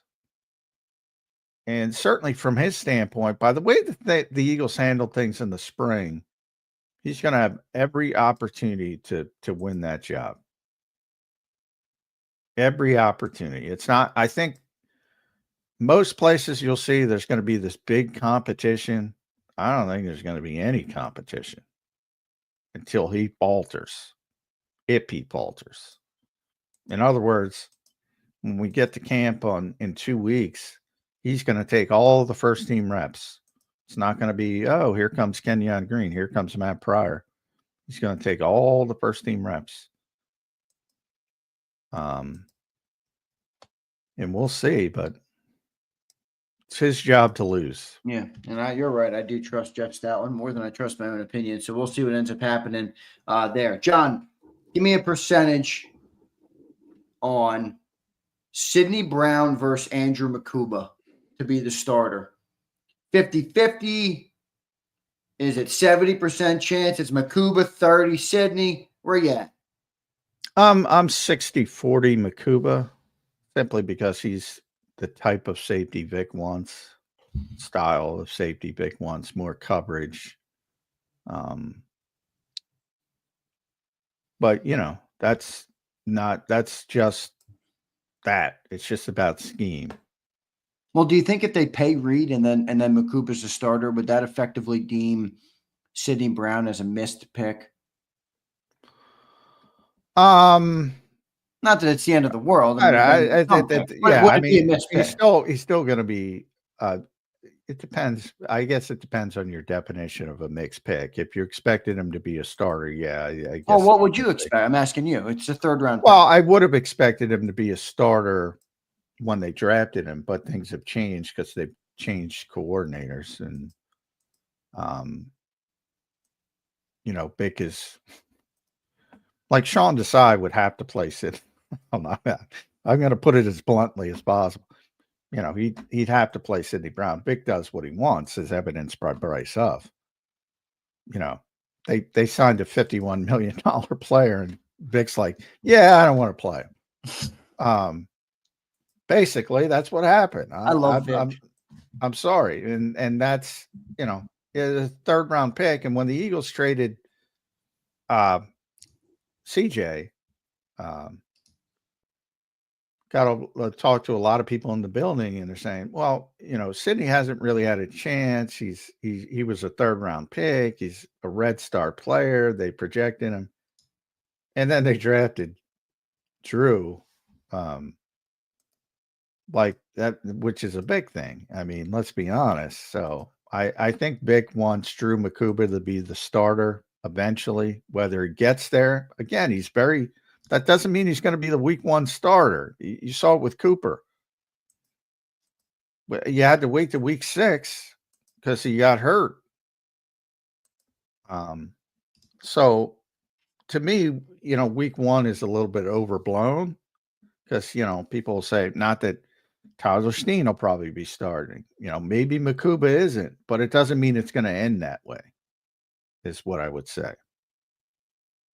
Yeah, I agree. Is that a concern, you think? I mean, if Makuba does start, how much do you think? I know we've had major success with rookies recently, but I mean, that's a big ask, to come in and replace Gardner-Johnson as a rookie in the first year in the NFL. And obviously the expectations that this team has on him coming into the year, would they be asking too much of Makuba?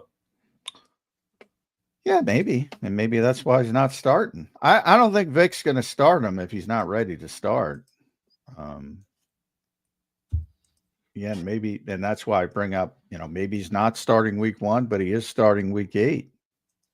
All right. Well, if I added in, I asked you the percentages. If I added in Justin Simmons to the percent list, where would you put him? Well, that's wholly dependent on those 2 players crap in the bed completely. And then I put it at 100%. If he's here, Justin Simmons is starting. Well, yeah, they're not signing him to be a backup. But what if I think there's a better chance that Justin Simmons is brought in than Sidney Brown wins the job, because if Vic identifies Makuba's not ready, I don't think they're going to play Sidney Brown. I might be wrong. I'm not going to go that far. Vic has taken a liking to Tristan McCullum. He does. He likes Tristan McCullum. If you play fundamental football, like Vic will persevere. Now, can Sidney do that? I don't know. He's been known. I think Reed called him Crash Bandicoot. He plays with his hair on fire. That's part of the allure. Can he keep that under control? I'm sure that's what Vic is trying to get him to do. But I wouldn't go that far. Like, Vic's not – I don't think it's a Bryce Huff situation where, clearly now that you've heard Bryce talk about it, he wasn't very happy with being asked to do some of the things he was being asked to do. Like, Sidney Brown's not that kind of guy. He's going to, even if he's not comfortable with it, he's going to try to do what you ask him to do as much as possible. So I wouldn't go that far. But the whole general point is Makuba's here to start at some point, whether that's week 1, week 8, year 2. And if Justin Simmons gets here, he's going to start this season because they're not bringing in Justin Simmons as a backup. He's not going to help you on special teams. It's starter or bust for Simmons. Yes. And that's wholly dependent on Vic saying these 2 particular players are at 3, really, if you want to add Tristan into the conversation, are not ready. And I don't think that's going to happen. I agree. We'll see what ends up happening there. John, who will be the 3 most important players on the defense this year? Nolan Smith. Wow. Okay. Jalen Carter. I think that's obvious.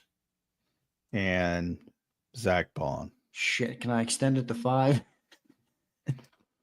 Two of those are a shoo-in. Yeah, well, they should be. Yeah, I agree.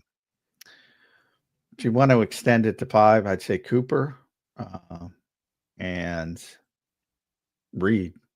Yeah, that's about what I agree too. I agree. Reed, Cooper. Nolan was a little bit of a surprise, but I do agree. I mean, if he doesn't set the edge well, you're going to have a major issue. But I think he's going to. My question on Nolan really isn't about the play, John. It's more about the durability. Yeah, can he play 17 games at his size? And really, the Eagles want it to be more like 20 or 21 at his size and hold up. Because remember, the first, whatever it was, 8, 9 games, he was just a rotational guy till Brandon went down and Hupp was already down for the most part. And then his snap count really ramped up. So whatever that Rams game was, November 24th, from that point forward, that's when he played the major snaps. And I think it was 10 games, 10 or 11 games. And he got hurt in the 11th game, Super Bowl. So you can imagine if the Super Bowl wasn't the Super Bowl and that was the 11th game of the season and he tears his triceps, well, you're out for the season. So it's somewhat, it's not unfair to say at 237 pounds, can he hold up and playing the level of snaps, say Josh Sweat would play, or even more, because Josh was always managed because of his early knee issues when he was way back in high school. Even more. Can he play that level 800, say, snaps? Can he play that many snaps and hold up? That's legitimate concern. I would agree with that. Just because of his size. I mean, he's limited from a size standpoint, but he's a very good player. Tremendous at setting the edge, which is weird. He's a better run defender than pass rusher. And I was thinking about that because I was doing my edge training camp preview. I think a lot of people don't realize when Jalix Hunt first had to play, Vic was more comfortable with him as a run defender than a pass rusher. He was playing on first and second downs. And I think that surprises a lot of people. So there's a lot of uncertainty on the edge with the Eagles, and that's why Nolan's so important in my mind. Yeah. A lot of uncertainty. No doubt. And then you add in Jalix Hunt on the other side. I mean, you got two guys that you're banking on, obviously, to set the edges on the defense, which is such a big part of the way Vic plays defense. So very, very big questions there at the edge. But I do feel pretty good about Jalix, honestly. I know I'm probably skipping steps on him. I'm admitting that. But I do think he's going to have a great year. Well, hopefully. But, it wouldn't surprise me at all if Aziz won or Josh Boucher won that job. And I think he can, and he'd be the rotational guy. That wouldn't surprise me. But all four are going to have to play. And is that good enough? That's the one position I'd look at and say, on paper, it doesn't look good enough. Yeah. Well, we'll see how it all shakes out, Johnny Mac, with the defense, obviously number one in the NFL last year, some changes and big question marks there, but we will see how it is. I don't know what you think they're going to be. I know you've said before, you think they're going to be 8th in the NFL, over under. Defense? Yeah. A little bit under. I'm going to go 11. Out of the top 10. Will that be enough? Yeah, you can win with 11. It's way easier to win with 1, but yeah, yeah, you can win. You can win with 11. Obviously, things got to pick up offensively in the passing game. It's going to be interesting. That's the most interesting thing to me. How are they going to play offensively? And some of that's dictated by the game. a lot of that is dictated by how the personality of the game. But in general, I think, they want to elevate the passing game to more consistent levels. I think that's fair to say. And we'll see. I don't think it's about managing Saquon Barkley, though. I think it's about just the natural realization that everything's probably not going to go as smoothly this season. As far as playing with the lead, constant, ability to play the way they played. Again, if you're winning in the fourth quarter, you can close out games the way they closed out games, and that really, really skews the run pass ratio. If you're down 3 or down 7 and there's a little bit more urgency, if you're down 2 scores, tremendous urgency, then you got to pass. It's just that, again, the personality of the game. No doubt about it. Johnny Mac, just a couple of minutes here left on the show today, brother. We're 2 weeks from training camp. What are you most looking forward to when you head in there? Will you be in there for the day they report, or you're not there till the Wednesday? No, not there till Wednesday. The old days of, you would show up in the old days and just interview people as they walked in. Now it's a gated environment. Nobody's allowed in. You guys are losing access quick, John. It's crazy, man. Well, it's been that way for years. I know. Only COVID only ramped it up.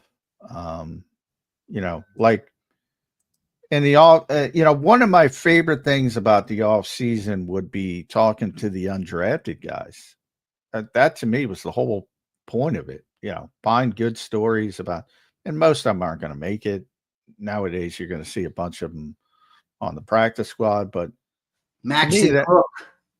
Yeah, the Max and Hooks of the world. That's a great story. I would love to tell you, but I can't talk to Max and Hook until the locker room is open, basically, the week before the regular season. Yeah, that's crazy.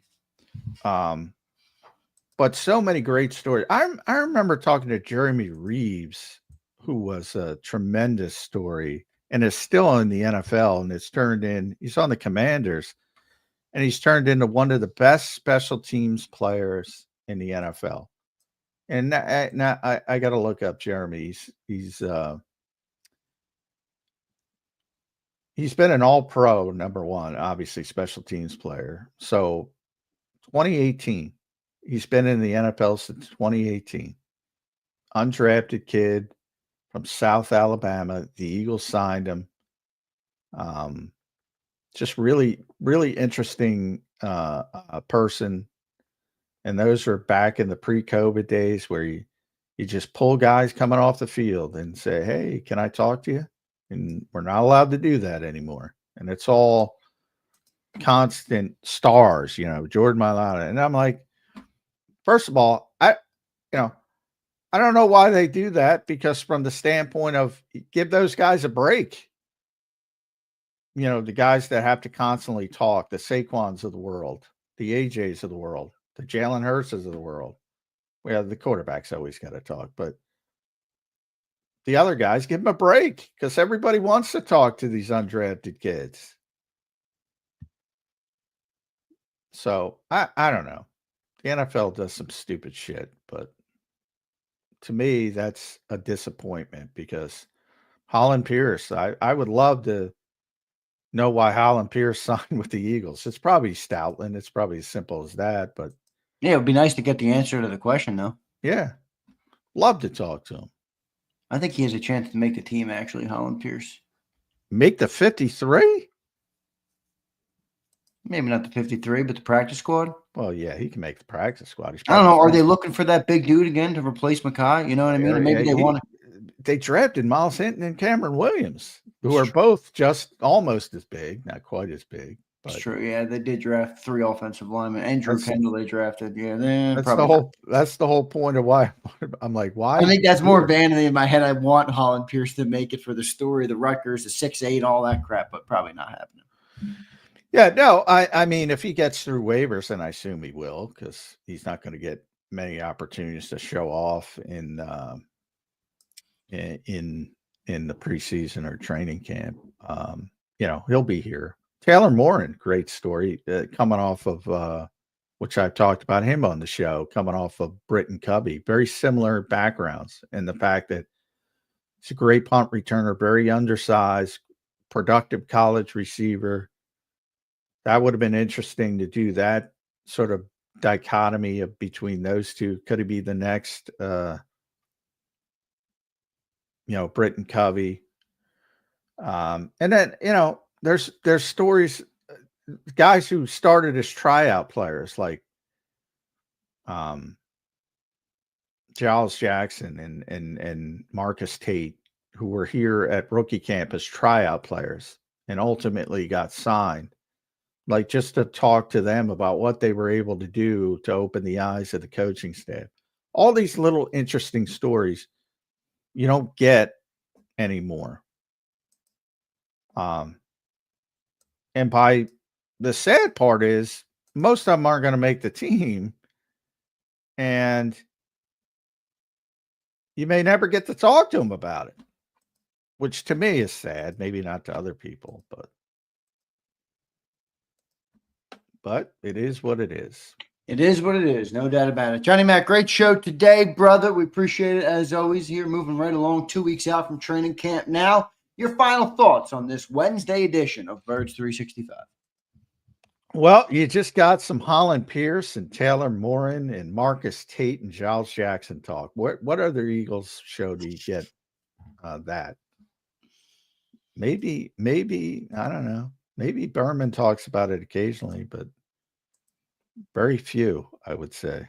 So if you want to be an informed Eagles fan, tune in here. Yes, absolutely. Johnny Mac, great show today, brother. Great final thought. I love it. Good stuff, John. We'll talk to you again tomorrow on a Thursday edition of Birds 365. Moving right along this week, man. Already going to be Thursday tomorrow. All right. Thanks, everybody. All right. Thanks, J Mac. There's Johnny Mac here on Birds 365 joining us today. Started a little late this morning. I almost pulled a Jody Mac this morning. I haven't done that in 5 years. I've never slept in. So I woke up at like 4:30 this morning, and I'm sitting there, and I'm like, do I want to just get up? Should I just get up for the day? 4:30. It's a little earlier than I like to get up. And I'm like, I should. And then I just dozed back off. And I guess I flipped off. I don't know. I guess I flipped off my my alarm or something because I was up already on my phone. And 7:42. I'm like, holy shit. Pushed the show back to 8:10 and we were rocking and rolling. So apologize for that. I almost pulled a Jody Mac, but I didn't pull a Jody Mac. So you can't hold it against me. Fredo says, come on, Zan. I know, Fredo. It's embarrassing. It's truly embarrassing. I agree. Get up. Come on, young man. You got a life to live. You got goals to accomplish. Get out of bed. I'm with you, Fredo. I'm with you, Fredo. Dreaming of the vet. Yeah, I am. Gabe, I've been dreaming about that thing since I got it. All right? I've been dreaming about it since I got it. Peace. We had a couple shows where Jody Mac didn't wake up in the morning. And we would start the show and Jody would appear like an hour later. He'd be like, I missed my alarm. It was a little bit more explainable for Jody because he worked the night shift on WIP. So he would work till like 2 a.m, on the show, on the air, and then to be back up. I know, Brandon. I'm with you, dude. I got to get my ass up. Ridiculous. Danny says, get that lazy butt up. You're right, Danny. You guys can roast me. See, Abe, it's actually, this is the problem, Abe. It's actually not that I'm dreaming of the vet. It's that because I just got the vet, I've been on YouTube till 1 a.m. every night, watching videos, learning about my car, figuring out what upgrades I want to add to it, looking into tires and wheels and exhaust and care and management and maintenance and my transmission and the fluids and the right oil and you name it. Like when I buy, I learn everything about it. That's the issue. 1:30 a.m. in my bed, I got a show at 8 a.m. I'm still watching YouTube, dozing off on my iPad. That is my issue, Abe. That is my issue. But no excuses. No excuses. Get up. Get up and chase your dreams. All right? So no excuses there. Tony says, Big Z, when you want some wheels, let me know. I don't know, man. I do like my stock wheels, but they're stock. I could upgrade them. I'm Tony. What I'm getting now is I'm getting those. Tony, have you read about the technology? Obviously, I'm not doing it now because my Pilot Sport 4S's are in great shape for the summer. But once we get into October, I'm definitely gonna get a pair of all weather tires. Have you read about the Michelin? Those Michelin all-season tires, dude, are really incredible. They built them specifically for the Corvette. And obviously, you hear all-season tire, people think, oh, it's a shitty tire. These are actually pretty damn good. Pretty damn good. These Pilot Sport all-season 4s. I like them, man. I like them a lot. So I'll probably get them.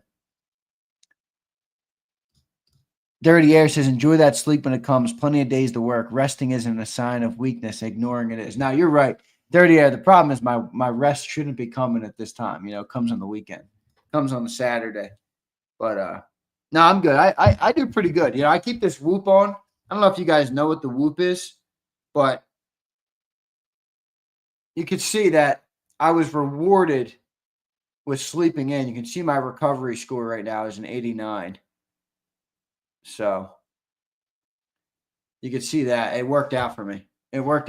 So I guess you could say that it worked out. Am I going to drive it in the winter? I will. I might add a little mini truck. All right. I might add a little mini truck. Get those all-weather off-road. I'm not going off-roading, that's for sure. All right.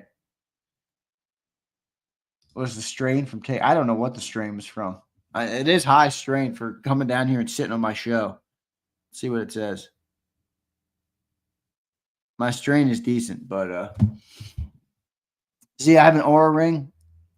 They're cool as hell. Yeah, they're nice. My sisters wear them. I think the Whoop is way better. I mean, my girlfriend wears the Aura ring. My sisters wear the Aura ring, but they'll look at my data on the Whoop and they'll be like, "What the heck? How come my Aura ring doesn't tell me that?" The Whoop data is crazy. The Whoop data is crazy. You get great data. I call it, yeah, 30. Yeah, that actually might be what I get, or that, or maybe a Ranger. I don't know, something small, because I don't know. This is the problem. I'd almost rather buy a full-size truck and get a heavily used one that was well maintained, and then just, I don't know. I'll figure it out. I want to buy it cash because I'm not going down that road. No, not a Z06. I wish. I wish I got a Z06. Spurger, I've already started the account. All right, saving for the Z06. I've already started it. Yeah, I got the Pilot 4S's. That's what I got now. Yeah, the battery in my Vet is actually in the front because you got the mid-engine. So you got the mid-engine in the rear, you got the front, and then under the panel in the front, above the frunk, is actually where the battery is. So I'm probably going to get the little battery maintainer thing. Tony, you probably have that because I know your car is a weekender, your Vet. You probably have the little battery maintenance thing. You can plug it into the frunk and it keeps the battery good if you're not driving it every day. So I'm probably going to get that too for the winter. What do we got? What other comments we got here? Corsa exhaust. I'll check it out, Abe. I do like the Corsa. There's a couple good ones. I'm not really the dude that loves to I like upgrading, but I don't I don't know. I'm kind of a stock junkie. I like stock cars if they're the right car. And my car does look really good. I am going to take it over and get some tints.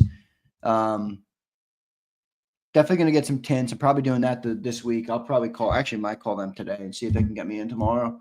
So I'll probably do that. I just don't know what I want to put on the sides and the windshield. Do I want to put anything on the windshield? The reason I'd like the windshield is because if you get that Nano XR, it stops the sun. And I got the nice white and black interior, so I don't want too much sun beating in on my car.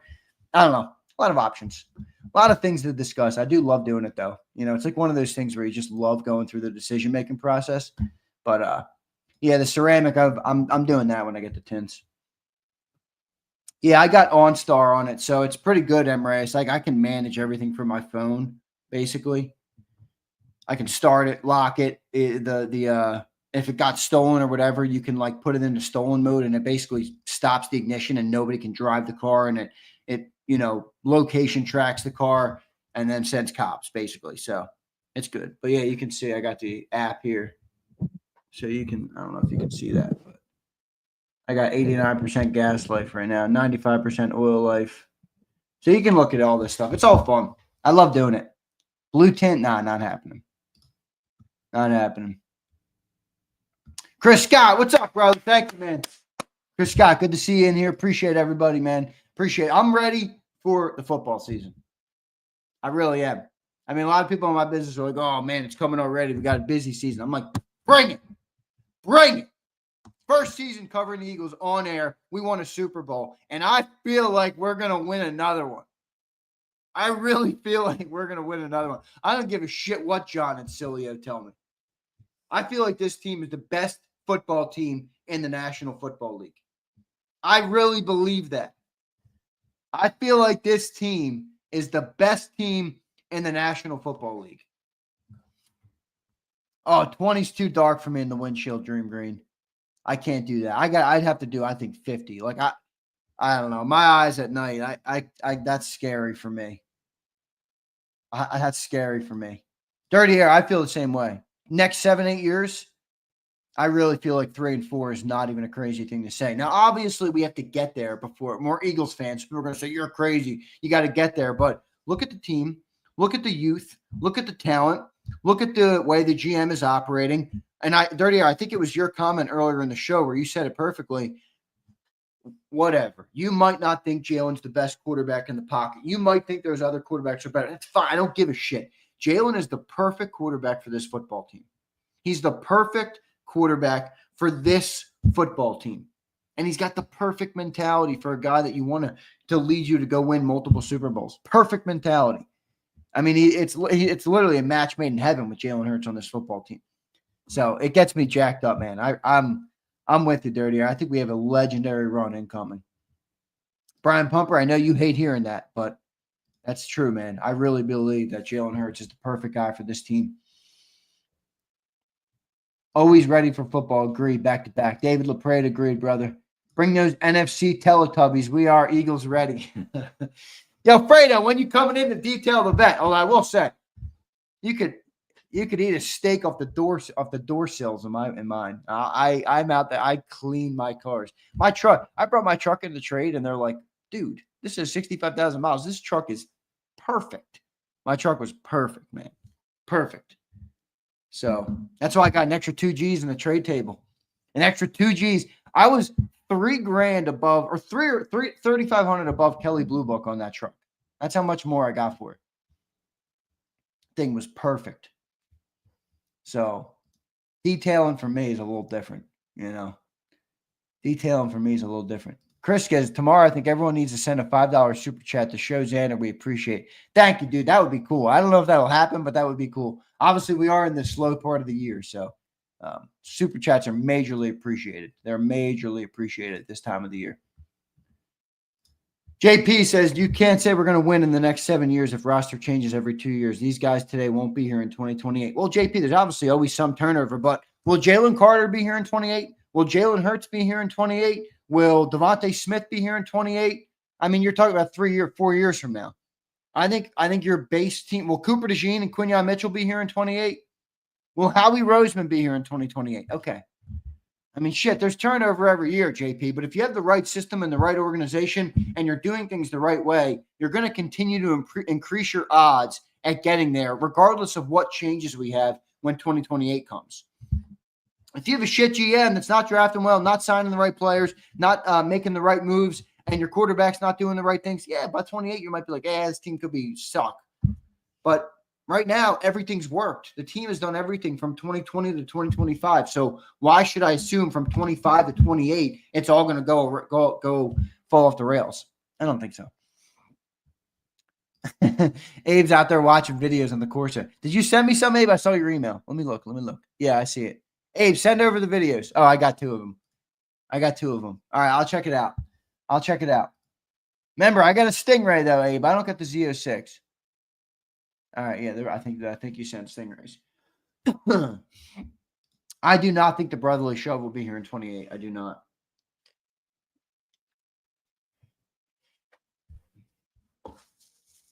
I agree, Dank Yang Gang. That's basically the premise of my conversation there. I believe they're going to draft well. They've given me no reason to believe that they won't draft well before 28. So I think they're in a good position, man. Philly, you're right about this. He says, even when we question the decision, they seem to work. And that's where we are fans. So, like, in a way, we believe that the decisions are going to work out. Even if you're like a pessimistic person, that's part of being a fan, right? I mean, you believe your team's good and they're going to win. All right, it's part of it. But it's one thing to have blind optimism. It's another thing to have documented results. We have documented results right now. Jalen Hurts, documented results. Howie Roseman, documented results. Nick Sirianni, documented results. You know? JP, I do think this is probably the biggest one. How will avoid years change? Because, I was thinking about this last night, and I saw this video. I don't know if you guys know this guy. He's on YouTube. He's kind of an NFL YouTuber, not like a specific team. What's his name? Is it Brett Coleman? I think that's his name, Brett Coleman. But his video came across my feed the other day. I didn't watch it yet, but I put it in my save to watch later file, so I'll watch it at some point. But he put the thumbnail was a picture of Howie Roseman and Jalen Hurts, and the title was How Accountants Broke the NFL or something along those lines. So I do think if that becomes kind of the message of like how we bent the rules so much, like think about 20 years from now, if they look back and they're like, oh, that was the voidable years era when the accountants changed the way you could build a roster and the Eagles did it so good. They built the best roster and they won multiple Super Bowls. Like, I think that could change. So I'm understanding of that, but they'll be ready to adapt. Howie's preparing for that. Kimberly says, Z, I'm going to the Georgia-Bama game. Kimberly, that's legendary. Is that early this year? Georgia, Alabama. Yeah, it's early, right? September. Wow. September 27th. Is that at Georgia? That's at Georgia, right? Yeah, that's in Georgia. Oh, boy. You're going to Athens, Kimberly? Fly, Eagles, fly. Checking in with a 5. Thank you, Fly, Eagles, fly. She said, here's mine in case I have a morning meeting. You know I love you, and you know I appreciate you. Thank you so much, Fly, Eagles, fly. One of our great supporters here on JAKIB Sports. We got a lot of them, and I love all you guys for the way you support. It's an honor to do the shows and have you guys listen to me. I do appreciate it very, very much. All right. So I appreciate that. Fly goes fly. Appreciate that, Kimberly. Kimberly's always having great comments in here. We appreciate Kimberly. I like Kimberly because she's feisty too about her takes, right? I mean, we had one time me and Kimberly, we're going back and forth, but Kimberly, I got a 100% Italian mother. All right. I get it. I know how it goes. You throw a little punches, you kiss and hug, and you make up. That's how it goes in life. All right? So I get it. October or September? I thought it was September. Alabama versus Georgia 2025. Let's see. Yeah, September 27th. It's in Georgia. Kimberly, hopefully you bought the right tickets. September 27th at Georgia. It's a 7:30 game. That's going to be a good one. Eagles by that point will be what, 3-0, 4-0? We'll see. I love you, Z. This is how Guineas do it. Yes, sir. Yes, ma'am, I should say, Kimberly. Appreciate you. Appreciate you very much. All right. Abe says, what's up, Abe? Xander, you think Vic proved that zone scheme is the best way to get young guys ready? I think he proved, Abe, that. Well, I think in theory he did, but I don't know if that's necessarily the case to make for like that would blanket work across the league with every coordinator and every player. Like I do think it's not the case for everybody, but here in Philly with the guys they drafted, with the coach that they have, with the personnel that they have, and with what they wanted to accomplish, obviously it worked out. I mean, Look at the level of success young guys have had in Philly and recently. And this is even before Rick Vick. Now, you have good players. You drafted players very high. I understand that with Jalen Carter and Jordan Davis and Nolan Smith. I understand that, but we've had some insane success with young players in Philly recently. Like, almost unfathomable. Almost unfathomable, the level of success we've had with young players. So, what we do with tight end, I agree with that. I mean, we got a bunch of one-year tight ends. Like, what does it look like after it? The problem is, Dirty Air, I just believe in Howie. I mean, Howie's got something up his sleeve to address that. Who knows what it is, but he's got something up his sleeve. I mean, a couple of years ago, we said the same thing about corner, right? And look at now with us corner. We said the same thing about wide receiver before Devontae and AJ showed up, and look at it. You know what I mean? Like, it seems like every time there's a major question, Howie answers it so emphatically, you can't even – it's like he flips it on its head. You know, it's like the complete opposite. So we'll see. We'll see how it works. Look at the hairline holding up strong. Holy moly. Oh, you can see the balding. The balding is happening. The balding is happening. For all my super fans that come in and watch every day and they comment, "You're balding under that hat." I'm like, so? Okay. We will be 4-0 comes in. Well, do we have 4 games pre-September 27th? I thought the 4th game would be like right after that. Book it, Afredo says. Book it. My husband booking it this week. There you go. Get the husband on the job, Kimberly. Get hubby on the job. And Kimberly, if you'd like, because I know you're not going to that game cheering for the Georgia Bulldogs. I know you're not going to that game cheering for the Georgia Bulldogs. Okay? Now, this hat was purchased at the University of Alabama right in the middle of the campus where you tailgate. And I bought this on a game day when I was at Bama. So if you'd like, I'll send you the hat as a courtesy to wear, you know, and you can channel your inner Saban, who's obviously a superior coach to Kirby Smart. So if you want, Kimberly, you just let me know, okay? You just let me know. So this is the beautiful, fine Alabama bucket. All right. Gotta love it. Get that Hims prescription, Emre says. I don't need no Hims prescription. By the way, that kills your testosterone. Testosterone is what makes you a man, Emre. Don't do it. You're already driving a Tacoma, Emre. Yo, Emre DM'd me last night on Insta, and he goes like, "Yo, man, how's the vet? Did it break down yet? I'm wishing you got the Tacoma." I'm like, "Do you think a Tacoma crossed my mind? Are you crazy?" There you go, Fredo. I knew I was right. My son's father went bald at 16. Your baby, that would be your baby daddy, Bird Girl. Not that you don't know that, but that would be that baby day. Thank you. JP, I've been telling people this for years. Every time I wear a hat, my girlfriend's like, "Well, you're not really helping your hair." And I'm like, it's not the hat, okay? It's the genetics. My dad is bald. It's not the hats. I promise it's not the hats. I know. So look at some baseball players like Alec Boehm wears a hat every day of his life. The dude's got locks down to his freaking ass. Bryce Harper, hats every day. Long hair. Like it's not the hats. I promise you, it's more genetic than hats. All right.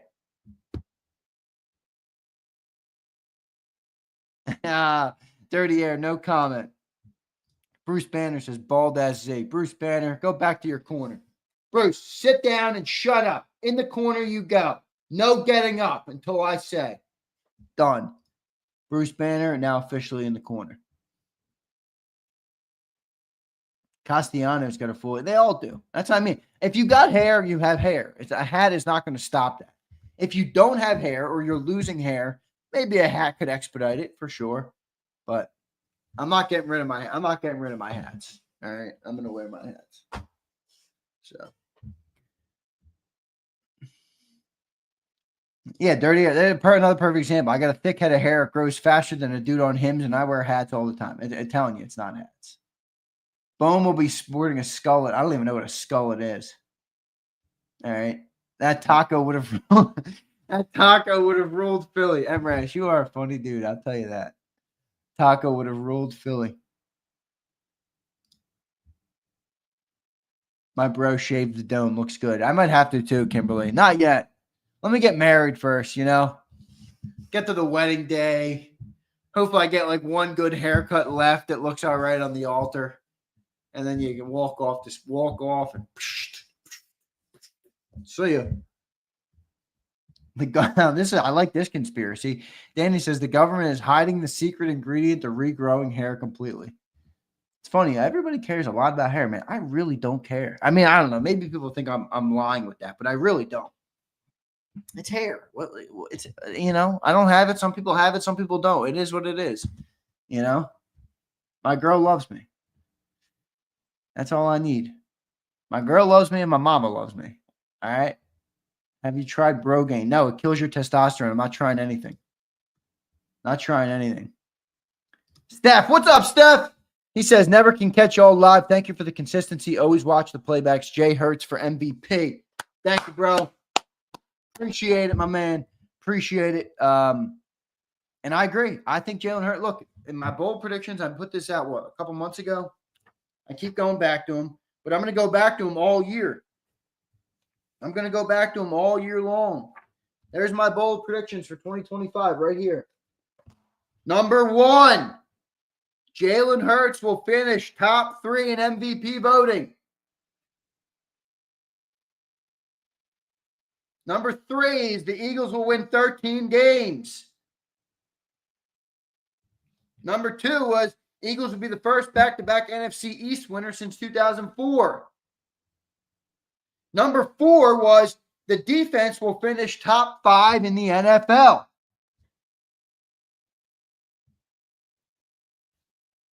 Number 5 was the Cowboys will beat out the Commies for second in the NFC East. Number 6, Jalen Carter and Zach Baum will be first-team All-Pro. Number 7, Josh Uche will be the best bargain signing. Number 8, Jalen Hurts will throw for 4K and 30 touchdowns. Number 9, defense will have more sacks than 2024, which isn't crazy. Didn't have that many sacks last year. And number 10, the Eagles will repeat as Super Bowl champions. Those are my 10 bold predictions for the year. I happen to think they're all going to be right. Dirty Air just sent me a pic. Where, Dirty Air? I'll look at it. Twitter? Let me load up my Twitter. Let me load up the Twitter. Oh, here we go. Oh. Dirty Air is working on a video right now. Dirty Air is great with the camera. He does a lot of video work, videography and stuff. He's working on a ZR1 right now video. 1,064 horsepower. That Dirty Air, that car is ridiculous, dude. I can't believe Chevy made that car. Like, makes me proud to be an American, Dirty Air. Doesn't it make you proud to be an American? Chevy, baby. You guys know me. I told you guys I'm a Ford guy, but I always thought if I bought another truck, it'd be an F-150. I love my Corvette so much. The problem is, like, I love my Corvette so much, and it's so impressive of a car. Sometimes I think it shows you what GM can do when they actually care. Versus the trucks, like sometimes you get in there and I'm like, ugh. Abe, the thing with the Vet, it's a little bit of both, bro. I'm telling you, you get in my car, it does not feel non-luxury. Mustang, I agree. Mustang doesn't feel luxury. Mustang is American muscle through and through for sure. But you get in the Vet, it doesn't feel unluxurious. I'll tell you that.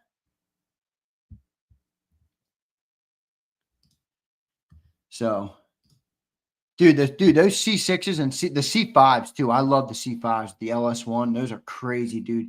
But those things have been hurting people's feelings for years. I'd love to, Abe, when I like get a house and stuff and I have my own garage, I might get like a C5 Z06 and work on it. Think about like supercharging it or something. That would be really cool. But deep down, I still do love the Mustang.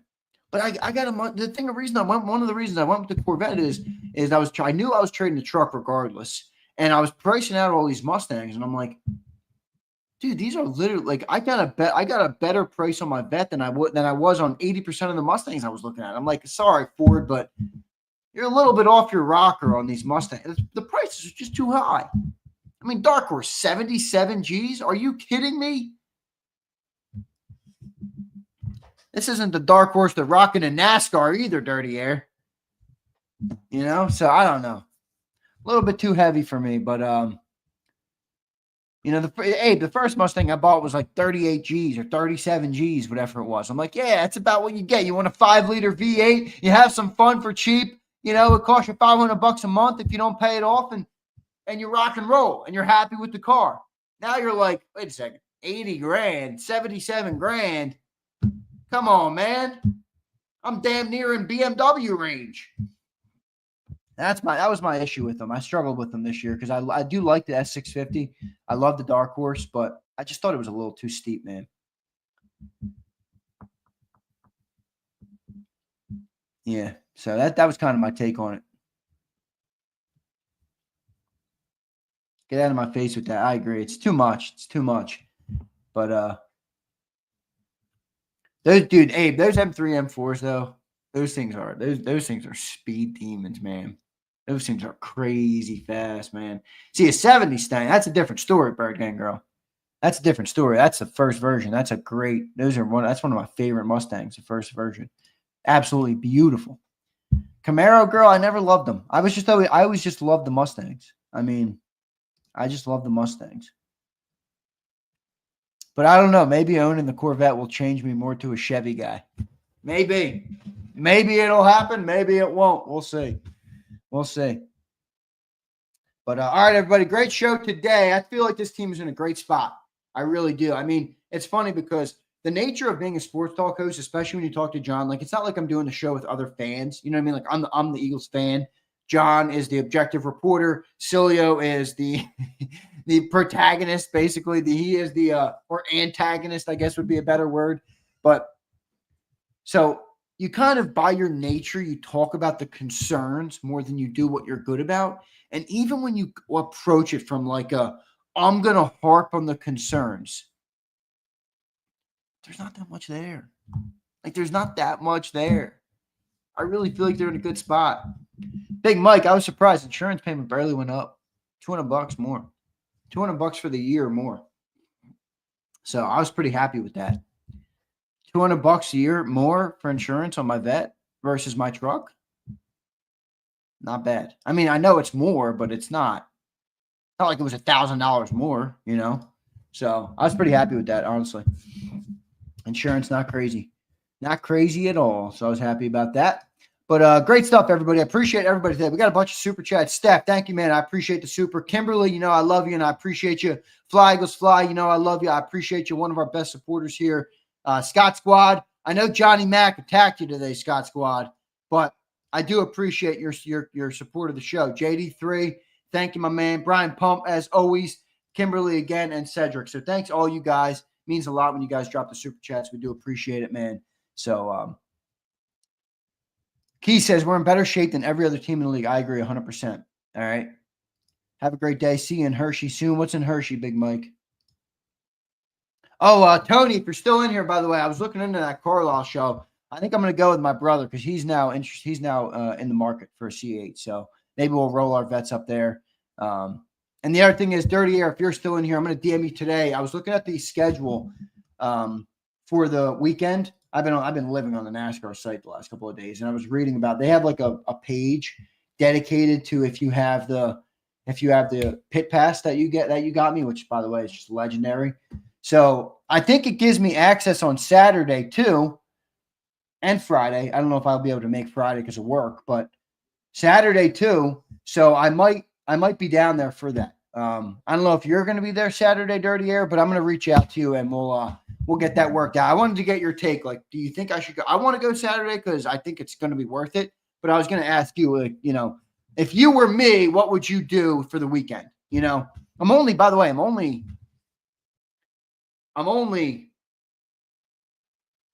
look at Airbnbs. There's like no Airbnbs, but I'm only I'm only an hour and 40 from the track, 67 miles. And, you know, I mean, I am in a C8 now. So, like, any excuse to make a drive, I'm happy to make the drive. All right. Any excuse you need, I'll take the drive. So I'll DM you about that. Abe, thank you, man. Appreciate you, Abe. You know, I love you, brother. I'm going to check out the videos you sent me now. Bird Gang Girl, thanks for your support. Bud Scroggins, Mad Bird, Kimberly Sirico, Big Mike, Keese, Camel Keese, Fredo Vic, James Jones. James, haven't seen you in a bit, man. Good to see you back in here. Appreciate all of you guys. All right. So I appreciate you very much. And I'll see you next time on Birds 365. Love all you guys. You've been listening to Birds 365, the destination for the passionate Eagles football fan who bleeds green. If it's Eagles football, we're talking about it. Debate, inside the locker room, and guests that are some of the greatest football minds from around the region. We hope you enjoyed the show. We know we had a blast. Make sure to like, comment, and subscribe, and we'll be back soon. But in the meantime, hook up with us on social media at JAKIB Sports. See you next time on Birds 365.